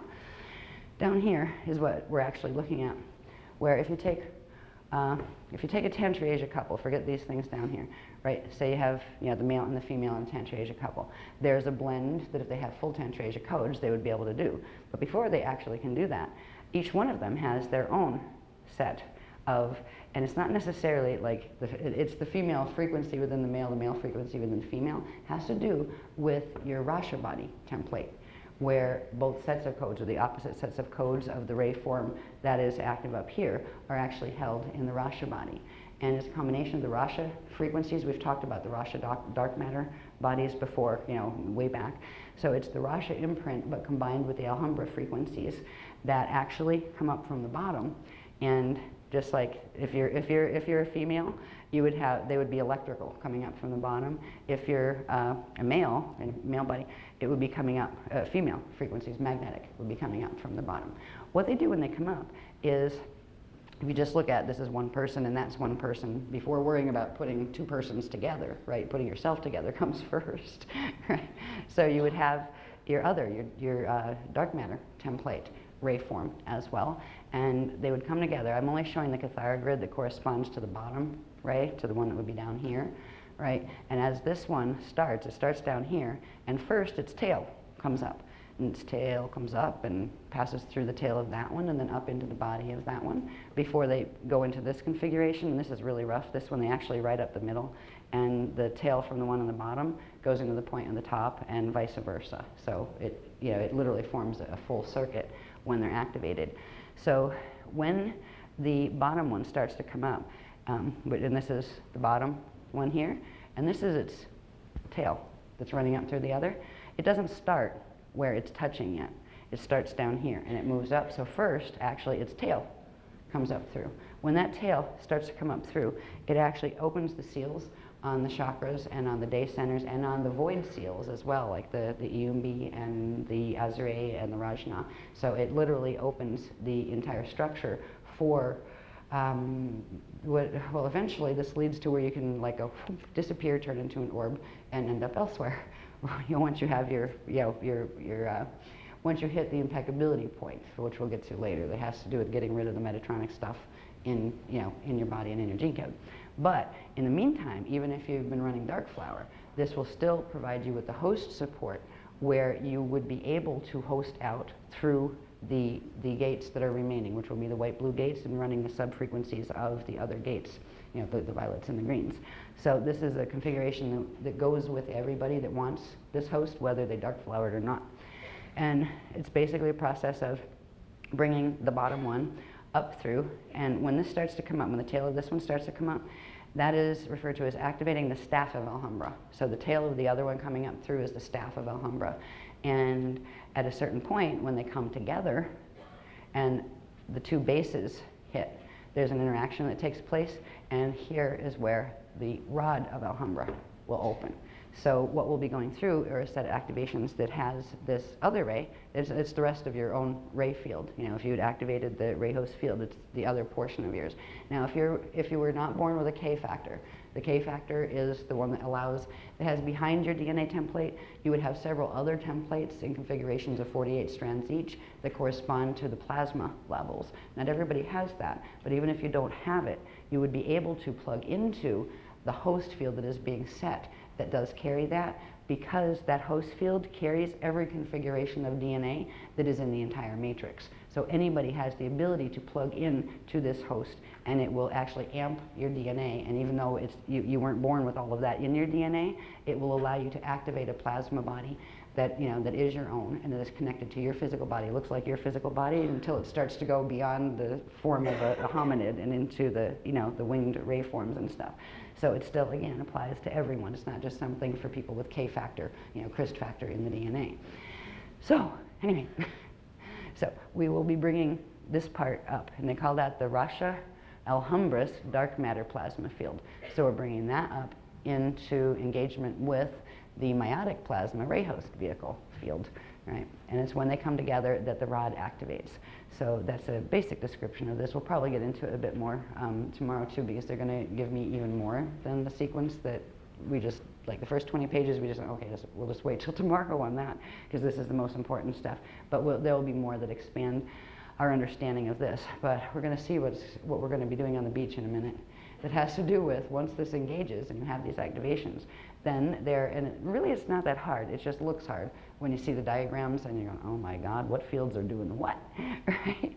That you don't have, they wanted you to see the fields that are activating when you do certain hand gestures, because it acts like a symbol code. When you see those diagrams, there's a subconscious thing that occurs where your body realizes what fields are activating, and that is important in anchoring it into the D2 telluric level of your physical body. So that's why they wanted you to see the diagrams and understand at least a bit of what they meant. So when you're doing certain hand positions, you know what you're doing. You know why you're doing it, because it's making these particular things happen. Where it is your actions and your informed actions that are actually creating the changes that allow for certain things to open in your field. When we do it as a collective, we're actually opening the same thing, but on a very massive level on the beach at the Grual here. I mean, this has been referred to as the Grual for a long time. So anyway, we'll go on to the next one. That gives you the basic idea before we look at dimensional structure that goes with it and all of that. Yeah, we can put that one first. There's another activation that comes in that starts the stand 3 part 1b activation. It's called the sphere of Kasmina. Now, if you have that field there, and it's not showing the bottom part yet, but if you have your ray host vehicle, proportionately speaking, This is, we used the diagram for, in K23 I think it was, we did what was called the teliosphere. The teliosphere, we have that as part of our light body structure and all that, but this is structured very similarly. It has the phasing lotuses, so it breathes, it expands and contracts. But this is what they refer to as your mission sphere. It initiates activation when the staff of Alhambra dark matter plasma field engages activation within the density 1 body. So when the tail of the let's just call it the Rasha ray, the one with the dark matter template, when that one starts to come up and open the seals through the chakra system, it progressively brings this into activation. It's also referred to as your personal mission sphere.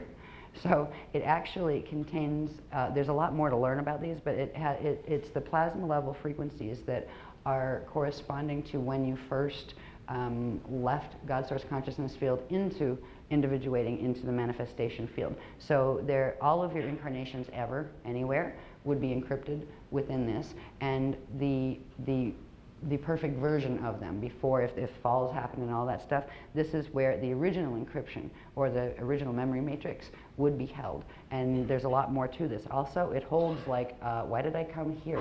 What is my mission this time? So it has that information as well. This begins to activate once the staff of Alhambra begins to activate within the central vertical column. I don't think there's anything written down there, is there? Yes, a little bit. Oh, there is, yes. All right, this is the big name for it. Mission sphere is a lot easier. The Yari Arrayas Alminas Alhambras. There you go. Christ our host sphere. That's another easy way to put it. Also known as the sphere of Cosminas. That's a little bit harder, but not too bad. Or the mission sphere. Easiest. Mission sphere. All right, next one, please. There's no more in that pile? That's this pile. That's this pile. Here we go. Yay! Thank you. Oh, now for the easy ones. Which, of course, were the last ones they finished giving me words for, so I knew what it was. Now, this is showing just, so far, just the your ray host vehicle, the top one of the meiotic plasmas. It's also showing a dimensional scale, all right? You have, let me see if I can see it. All right, D1 starts here. Then it goes up, D2, D3, D4. The 0.5 is in between, like when you have D1, D1.5. If you remember, one dimensional band has 12 subfrequency bands. So halfway through that would be subfrequency band 6. So it's D1, subfrequency band 6 is D1.5. That's how that scale works. And when the ray field, the top ray field, is in that position, these are the frequencies that it's running. So its tip goes up to D8, and its rod level, which is its bottom, that bottom part of it, that's half of the rod, the other half of the rod has to come up from the bottom. That is positioned at D1. The tail thing goes all the way down here, and this scale starts where D1 ends. Then you have, let's say, D0, and then D.5. What is the 0 spectra? This is the density level, where we had D1, D2, D3, and then the density 1 field, where you're talking about really the rayon fields, where we talked about trion fields, Miage fields, trion fields, and then the rayon fields, or the void fields around. So this corresponds to the density 1 spectra. And below that, you start with Rasha 1, 1.5, Rasha 2, 2.5. So that is the Rasha dark matter spectra. So as this one you don't see yet starts coming up, bringing these frequencies up, it's actually blending the frequencies between the two. Next one, please.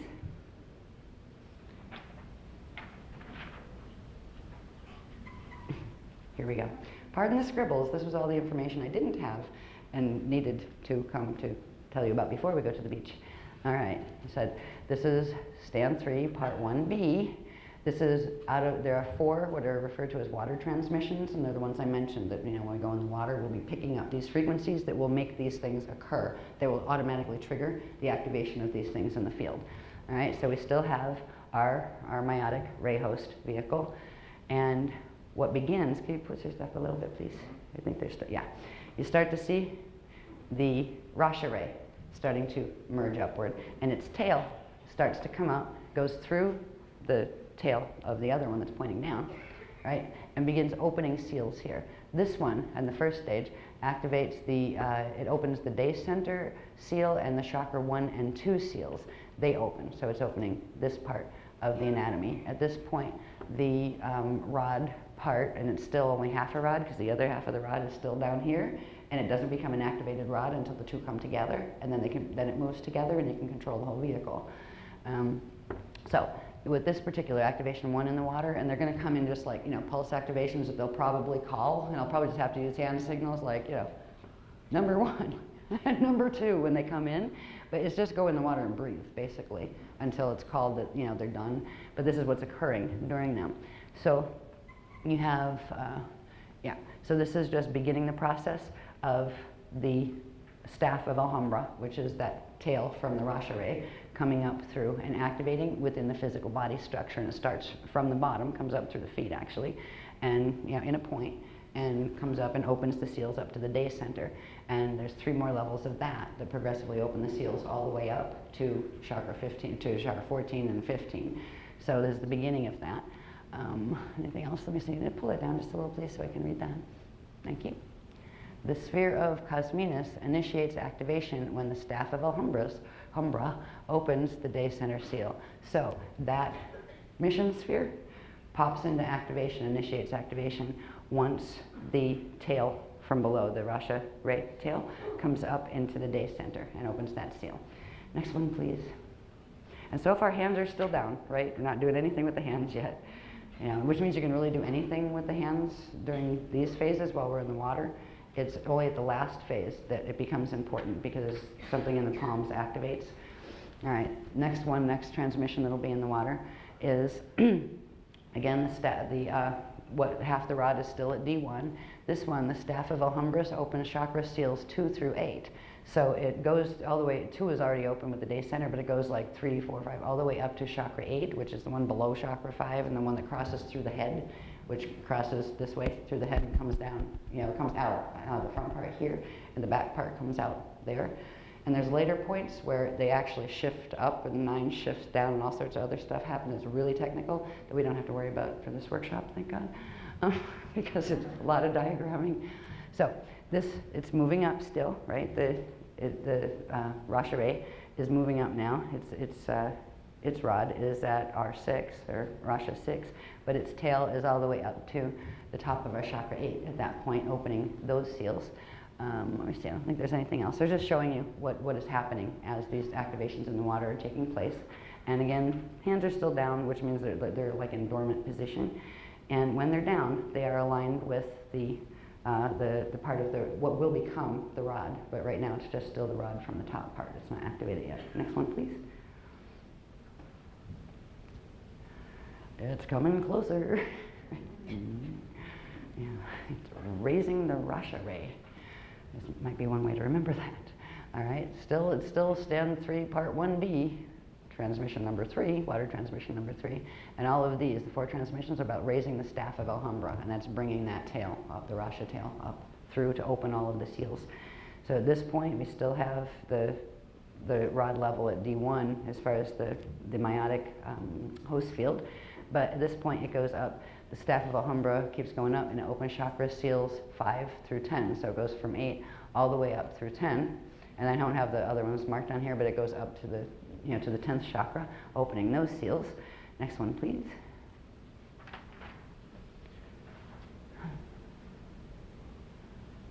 Here we go. Engaging the rod of Alhambra. Okay, and this is where we get into the first hand position, which is simply the down position with the palms facing forward. At this point, the staff of Alhambra has gone all the way up, and it opens the rest of the chakras all the way up to chakra 15, and it also implies that the energy's flow runs down to Rasha 15 as well, so it's a full open circuit. And at this point, the bottom of the Rasha ray touches and intersects with the top of the meiotic ray, and they intersect at this is the D1, this is D1.5, which means subfrequency band 6. This is about halfway between there. So that's about subfrequency band 3. So it's D1 subfrequency band 3 is where the activation of that rod starts. And that's when the 2 frequencies come together, the Rasha frequency and the frequency of the meiotic plasma host field on top come together, and they open this tube of energy that comes across. It runs like literally through, through your body, through your field, and it activates the hand chakras to a level. We already have our palm lotuses activated from a couple workshops back, but this begins activation of the plasma flames within the palms. And it's the plasma flames. We've had flame body activations before that had just simple light body flames and things activated, but we've not had plasma flame activations before in the palm chakras. And this allows them to actually begin moving the rod, where you can get elemental command control over moving the rod, which means moving the fields that create different openings in the field. So this is the serious beginning of elemental command training, where you are running the frequencies now. You'll be running the frequencies that allow certain things to open. We'll see what the certain things to open are as we move further.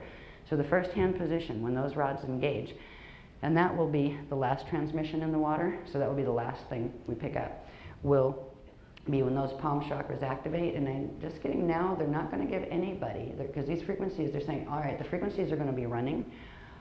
By the time we get there, they're already going to be running through the water. Because our bodies have been sensitized, because at least some of us, we've all done some type of exercise, techniques before, because we're sensitized to that. Our bodies will pick up those frequencies. Some will pick them up faster than others, so it's not going to be, okay, transmission 1 comes in now, or okay, transmission 2. They're all going to be running when we go in. And everybody will pick them up in sequence, but some people will pick them up more quickly than others, or some might get them like 3, 2, 1, 1, 2, 3, it doesn't matter, but it's going to create the activations in the field. And the final know you're doneness is when you feel something, the tingling in the palm chakras, which means the rods have engaged and that those flames have opened. So there'll be a sense, you might not, I think a lot of people will probably feel at least a tingling in the palms. If you don't feel it, that's all right. You might just get a sense where, all right, if it feels done, like even if it's just a, kind of feels done, I guess it's done, then you can leave the water. So people will be leaving the water at different times. It doesn't matter if you're there longer or shorter. That's not what's important. Even if it goes fast, you might want to stay and keep breathing some more of it in to amp it a bit and those kind of things. But at a certain point, if we're out there on the beach going, go, gotta come in now. that does mean we need to get into the stand configuration, to get the rest of this moving, before it gets too late or too dark or whatever. So at some point, we'll be up there going, okay, come on in, right? So you don't have to do a lot to get these transmissions. The transmissions are running through the water. That doesn't mean the tourists are getting them. Their bodies haven't been sensitized to plasma body awakening, and it's only people who have been connected to any of the techniques that we've done. Even if it was very early ones, even something simple as Maharic Seal, that would still, because it's connected to this whole chain of techniques that we've been working with, that would be enough to bring it in. But if you've never done like a Maharic Seal or anything, then if you're in the shield, if you were in a workshop and it's like your first workshop, never did anything, because you were in the shield, you would still pick up the activation and all the stuff that implies before it. Like, it would start from Maharic Seal all the way through light body, because they all will trigger each other in the DNA. But people that are not directly connected with the shield, that are roaming around on the beach, they won't get those activations because they didn't, of their free will choice, choose to come to workshops and put themselves on shield. So it's something that we'll be getting in the same spot, and they won't be getting even though they're in the same spot, right? So once we engage the rod, the hand position 1 is, and you can just kind of move around in the water for a while and just feel it out and realize the first 3 activations are happening. Try to sense, you may feel like tingling or something happening as those frequencies come up, or you may feel like, yo, felt that one. Oh, there's my base chakra. You may have those type of experiences.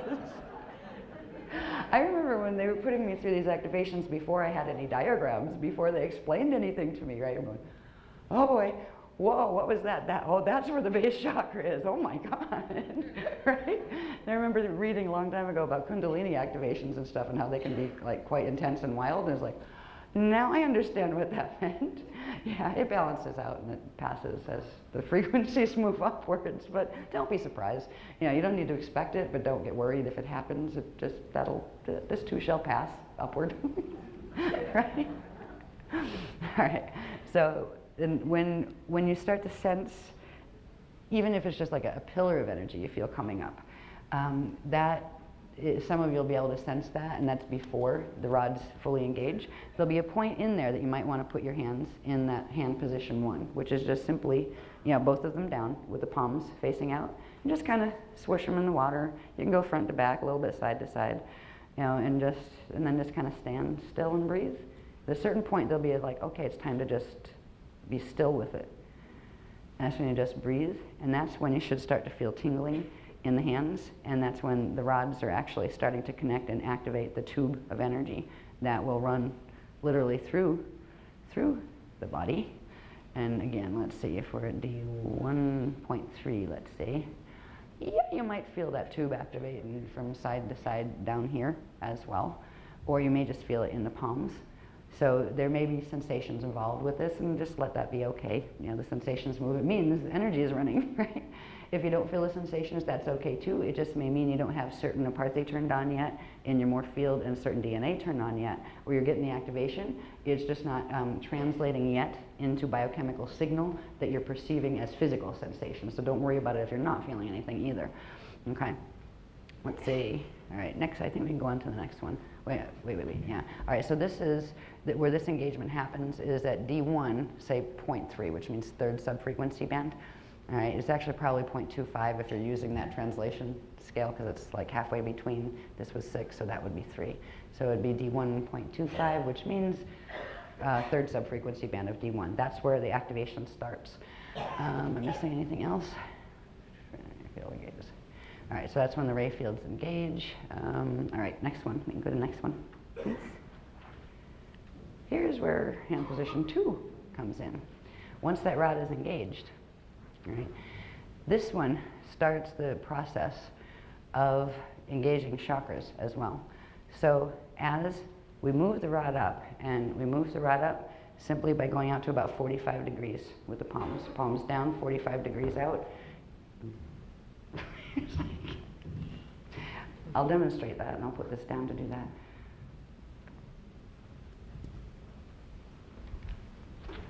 That would be like about there. Okay. And remember, you have a rod that you're moving, right? Sorry if I'm screaming, but I'm off mic, right? Get back to mic. Okay, so we're going to do the arms up to 45 degrees. Now, we won't do these until we get into stand configuration. We won't go through the sequence of them until we're in stand configuration. Even though when you're in the water, if you feel like you just want to stretch the wings and fly a bit, even though it's not fully activated, it won't raise the rod yet. That we're all going to do together in configuration. But it will start circulating the energy through the top part, the meiotic plasmas of the wing set that would already be, partially activated from the earlier activations that we'd already done. So we can spin in the water, but we don't have to spin in the water. All right. Once we're out of the water, this is when the hand positioning comes into being. When we'll call it, over the headsets, okay, 45 degrees, or however I'm going to word this, I'll get to possibly by the end where there'll be an easier way to say it instead of going, now put the hands at 45 degrees, right, that kind of thing. But we will call over the headsets when it's time to shift together into the next. We're raising the rod from where it was down here at D1 subfrequency band 3, we're only raising it to subfrequency band 6 when we do the 45 degree span, but that activates this, which is chakra 3 and 4, actually combined with each other, the frequencies combine with each other, and they create what is referred to as a plasma 7 frequency. So you have 3 plus 4 equals 7, and it opens this field between chakras 3 and 4. In your body here, a living plasma field. You're bringing on your own frequencies of living plasma into your body. If you were a person that had no K factor when you were, in your DNA template, it would mean you are picking up the host on that level at this point, right? And let's see, and that's where we raise the rod just a little bit to D1.5 or subfrequency band 6, and that is again hand position. It's 45 degrees down is hand position 2. Next one, please.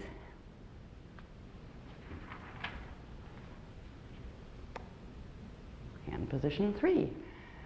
Okay. Hand position 3 is simply out to the sides, directly out to the sides. But again, remember, as you're moving your hands up and out, well, they're here first. And remember, there is a rod of energy that's actually connected to your palms at this point. You know, palms are still forward, and now you're raising that rod of energy up, and pretend my arm is out that way too, okay?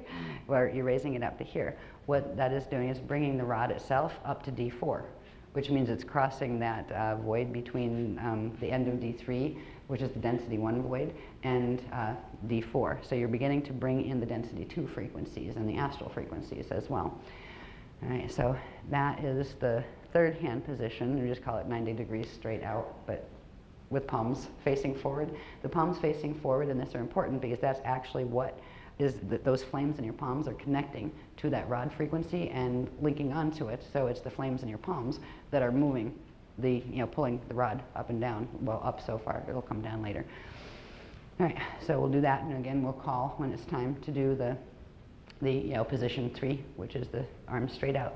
What this does is the next level of the activation of the plasmas in the body, where it opens the seals between chakra 2 and chakra 5. So it creates a plasma sphere between your chakra 2 and your chakra 5 up here. So it's growing. Before it was 4 and 3, then it expands to 5 and 2, and that's the second 7, because 5 and 2 are, just call it plasma 7. So it opens the plasma 7 field there, and it begins to open. Notice what used to be the tails, the shape of that's now changing. All right, when you were down here, you still had the rod and you had the skinny tail. Well, you're raising the rod, and it's actually expanding the width of the tail. So this was the tail that used to be small down here when your hands were down.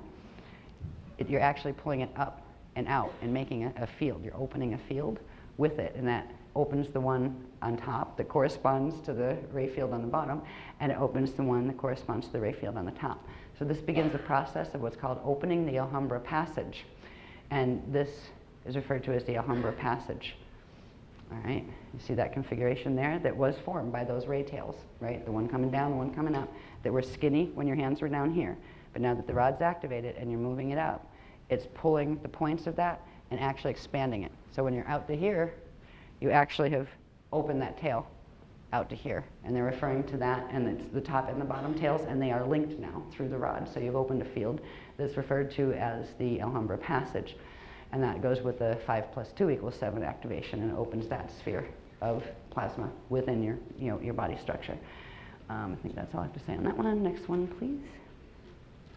They wanted us to understand at least the basics of what's happening with our fields when we are doing these hand positions. It's not just, you feel like kind of like the stop cops, where when you're out and like they're doing the hand signals, like this lane come, that lane stop, that kind of thing. Yeah, it's more than just doing it what looks like on the outside a funny dance. It's not, there are serious energy things occurring with this. All right, the next one, and it's hand position 4. It should go from that position to straight up, still with the palms facing forward. This begins what's called opening the eye of Lila. Now we talked about Lila, the dance of forms around us. We'll talk more about that because they're just introducing that even to me. But it opens what's referred to as the eye of Lila. This or Lila. I call it Lila. They say Lila sometimes or Lila sometimes. It can be either. But this is the sphere of frequency that is, I think, where's the center of that? I think the center is actually between the palms where the rod is. And then there's a point where we're going to bring our hands down, and it brings this part down into register with this one, where instead of them sitting a little bit apart, they form like the Christ Star vehicle, but it's more than just the Christ Star vehicle. It's a plasma level of it. So at hand position number 4, it's the straight up, both hands straight up. That means the rod is up there. The rod has moved from D4 where it was up to D6.5, which means D6, the 6 subfrequency band. And this brings together and forms a field, the plasma field, from chakra 1 there to chakra 6 here. So it expands that plasma field around you. And again, all this is taking place within the crux and theta field that had begun activation before with those flame fields that we showed. All right, so there are progressive stages of activations of this. Some of these charts were enough to make you crazy, where they're showing what parts of what are electrical, what are magnetic, what's running sun 1, sun 2, sun 3, electrical or magnetic. I mean, these are worse than the diagrams in the K23 manual, as far as showing charge and polarity in detail. We don't have to understand all of that right now in order to get things finished, get things done with the activations that need to take place. So we have our rod up here with our palms up there. And this stayed where we expanded that field, that Alhambra passage, or whatever they called it. I think it was Alhambra passage, right? Where we had our hands straight out. That actually stays open. So this field has stayed open. And now we've raised the rod again, and this opened this frequency that they're calling the eye of Lila. And that is the eye at the center of the storm. And they keep giving me the visual of, imagine a tornado and the stillness in the eye of that tornado, right? So eventually they'll show us a little bit more about structure and what the eye of Lila is about, but this is where it begins opening. So when we're in that position, and again, that does the chakra 1 and 6 equals plasma 7, and opens a plasma field around us to this size. All right, and the rod has moved up to D6.5 or 6/6 subharmonic. Next one, please. We're almost done, thank goodness. Then we bring them back down. We bring the rod back down. But when we bring it down, it's interesting. We're up in that position. We bring it back down into where it's aligned. The palms are aligned with D4. It's aligning in the D4 frequencies. But it shifts the top part of the meiotic part of the ray field down into full register where they link at the corners, and it forms a Christ star shape vehicle, around you from here to here.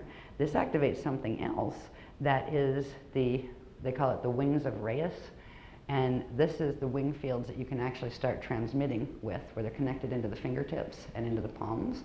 So it activates this field within the body, and this is where you really get your wings flapping, because you actually have those currents turned on into the body.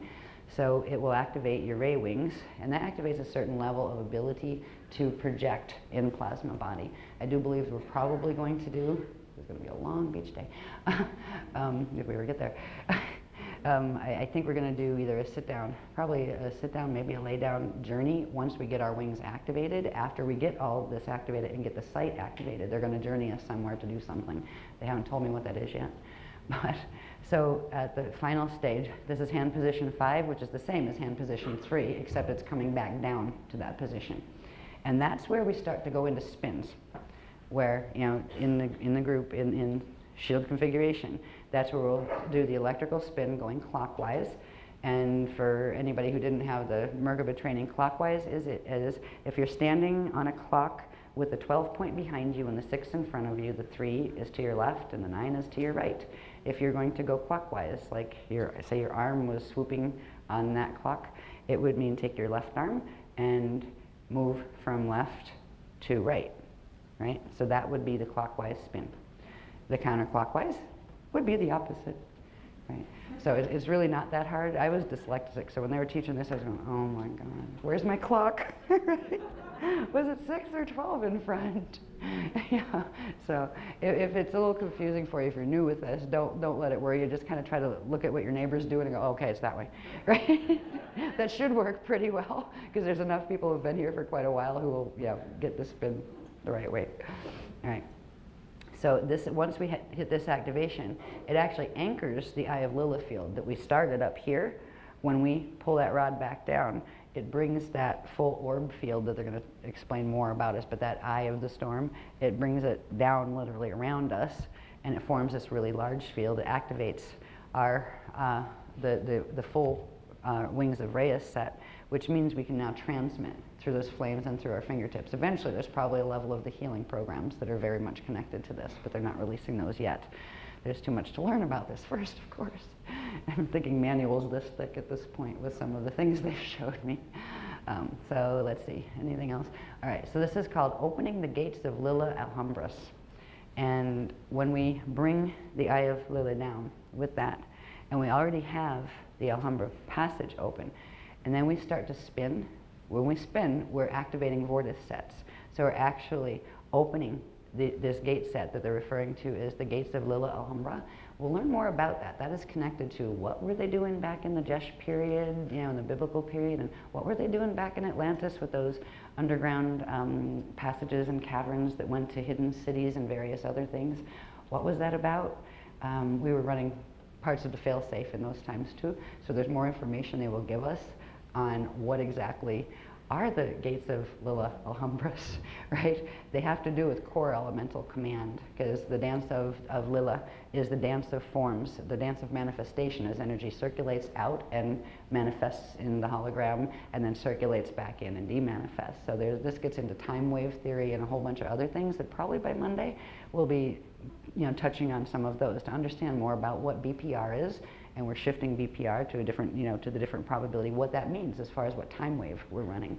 And also, that has to do with where we will be able to project. As far as right now, we are limited because certain time waves are not open onto the planet right now.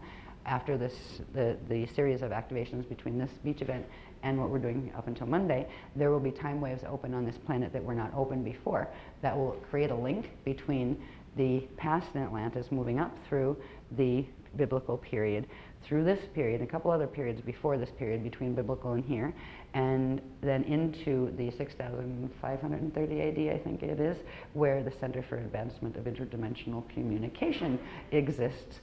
Ships, the raised ships that are actually that we raised in the last workshop, literally into between those space-time locations, and that will counteract and actually create a Christic pull. So we don't get pulled into the fact that the Fatali are opening the time wave that it goes into what it was referred to as the Toral Rift space-time distortion system, which is also connected back from to Atlantis and moves forward into a future probability where they did actually anchor it, but they haven't fully brought those probabilities together, so the Toral Rift is not complete. And it's not going to be because it requires a 55.5 spin, and when we're activating all of these things, they won't ever reach the 55.5 spin. So they'll just be hanging out there in their 55 Merkabas. Have fun with that. Whatever. So this is what we're doing, and this is still like, stand 3, part 1B.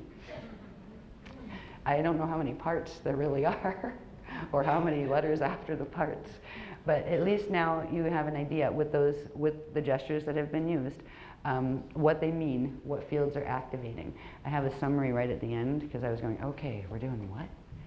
Right? What was position 1? Right? So I did a quick summary on those. Next one, please.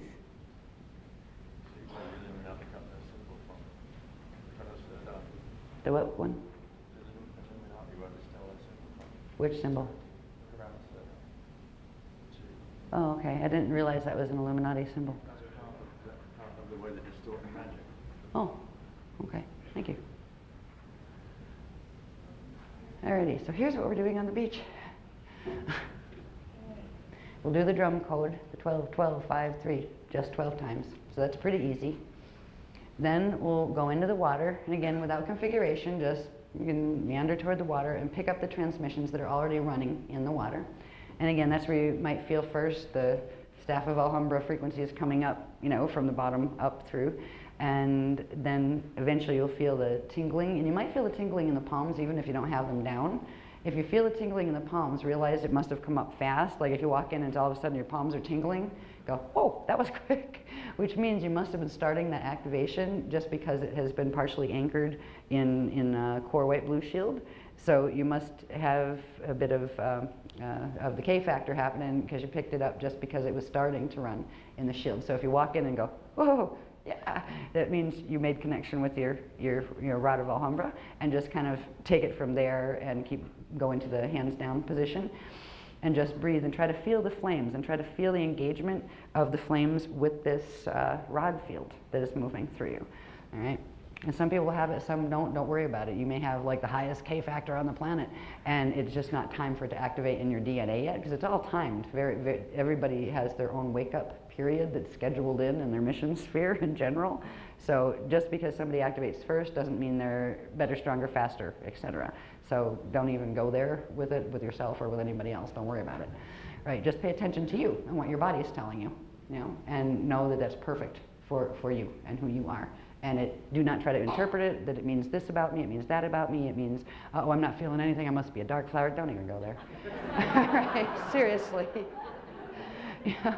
So don't jump to conclusions, right? Okay. So these 4 things will occur, and that's just a summary of those pages, right? Pages, page 24B all the way through 27 were the diagrams that showed this. It's raising the staff of Alhambra, part 1, 2, 3, and 4. And the only one that connects with the hand position is it's the same hands down position that that you will start the formation with once we get into formation on the beach. So we'll be picking up these in the water, and depending on the time frame, if there's still some time, we can actually have a bit of time to just, if we want to spin in the water, if we just want to, we don't have to immediately go from that into formation. All right, if there's time without it getting too dark or too anything, you know, where there's physical limitations on what we can or can't do, a little bit of break would be better because it will give a little bit of time for those rods to activate in people. So if we could have a half hour between them, that would be great. Hopefully we'll have time to do that. Do you think that will work, Nissan? Yeah, we'll go for that. I was just thinking it would be a good time to put the flags down as well, rather than at the beginning. Okay. You've got 450 people going to the ocean and back again. Right. When you've got a dozen flags all over the place. In that little window, I'll put the flags down. Oh, okay. So the beach is clear. So after we do the water thing, then you'll put the flags down, and we'll take a little break there to give the rods time to amp a bit, where you know the frequencies start to pick up, and the rod is actually spinning. It spins unto itself, kind of like this, and it'll start spinning faster as it picks up to like a general critical minimum speed. So that's why they're hoping we can have like a half hour in between there. Yeah, at least a half hour. They said an hour would be great, but it'll probably push it past, you know, the time limit that we can do stuff. We go about 2 hours from that sunset. Okay, that's not too bad though. It'll be an hour and a half from the beach now, we'll run an hour. Okay, yeah, we're just about ready. And then again, once we do get into formation, once the formation is called, and that's the thing that Asan was laying out with the flags and, you know, all of that. Once we get into formation, and it's called the sun cells formation, then we'll start and we'll have the headsets. And I really hope Asan brought the headset because I don't have it. It doesn't live at my house because I lose things by accident. And so the transmitter tends to go with Asan so it doesn't get lost, so I can still speak to you on the headsets. So hopefully he brought it. I'm sure he probably did. So question. All right, so anyway, we'll go into this. We'll start, when we start, we'll start, you know, the people on the outer lines are facing away from the center, and I believe the people in the circles are facing toward the center of their circle, that kind of thing. And we'll just start with a hands down position and realize, you know, you have your rod there, and just general simple breathing, nothing fancy for the moment anyway. And then we will just call when it's time, and the blows are going to be activating certain things at a stronger frequency level, but vertically. When we go in the water, we're picking up horizontal. When we start the stance, it's going to be coming same frequencies, but coming in on the vertical planes as well. So we'll go from, you know, stand one position, hand one position, which is down. Then we'll call it and do the 45 up. That means you're moving your rod up to there. And then there'll be the hand position 3, which means you're out to there. And that's when you're opening the Alhambra passage. That's that thing where the tail all of a sudden opens up and becomes this diamond shape around us, right? And then when we call the hand position 4, that's when we bring it all the way up, and that's when the Eye of Lila opens. I'm trying to remember these terms too, just so you know. And then finally, they'll have us, you know, bring it back down, and so we anchor the Eye of Lila, and that's when our wings, actually, the full, you know, wingspan that comes, and you might actually feel the frequencies coming out your fingertips, or in the center, you know, of your palm chakras, and that's when we'll start to spin. So those hand positions will happen first. Then when we're in the down swing on that, that's when we'll start to spin. We'll start the electrical one first. And really don't go faster. Well, if we say faster, those who can do, but don't go faster than is comfortable for you. Don't make yourself dizzy where you're falling down or you feel like you're going to throw up, you know, because you can get going really, really fast and just go, oh no, right?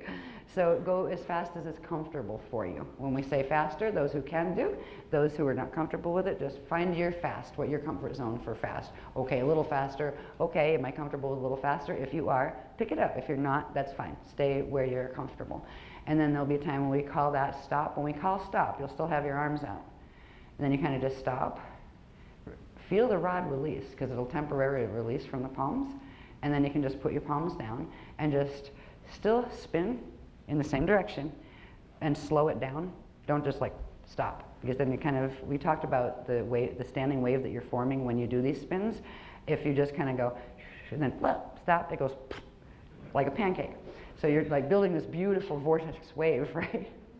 And then you stop too abruptly, and it just shifts the energy, and the whole thing just collapses into like a pancake, and, you know, in the shield below your feet. So when you stop, you slow your spin to a stop, right? And then gently, and then you're almost like one little last turn. And then it will still be going around you. So the stopping and how you stop is kind of important. Just remember to stop slowly, not abruptly, and then your wave should stay up and not turn into a pancake. Okay? And then we will call the reverse spin, which is to activate the bottom part, which now is that whole field actually that opened up the Alhambra passage. It will start activating that whole field and spinning the crux and theta, which is magnetic, in the magnetic spin, which is counterclockwise. And again, we'll like pick up speed a bit on that, and then there'll be a, okay, you know, stop spin. With that, they're saying you can put your hands up if you want to. If you feel like your wings want to fly while you're doing the counterclockwise spin, you can do it that way. Or if you feel more comfortable with them down, you can do it that way too. Any of those hand positions are fine for that part. But we need these hand positions when we're doing the electrical top spin. Okay? So pretty much that's it, and then they'll probably give more stuff over the headset, like, okay, how do we finish this? Right, now that we've got all this happening, okay, and we've got our pillars, and we didn't, like, you know, drop our pillars into pancakes, what do we do now? They will, you know, give that live, as they sometimes do with the journeys and those kind of things. So I guess we're finally ready to get on the buses and go to the beach, and thank you for your patience with our timing. So see you soon.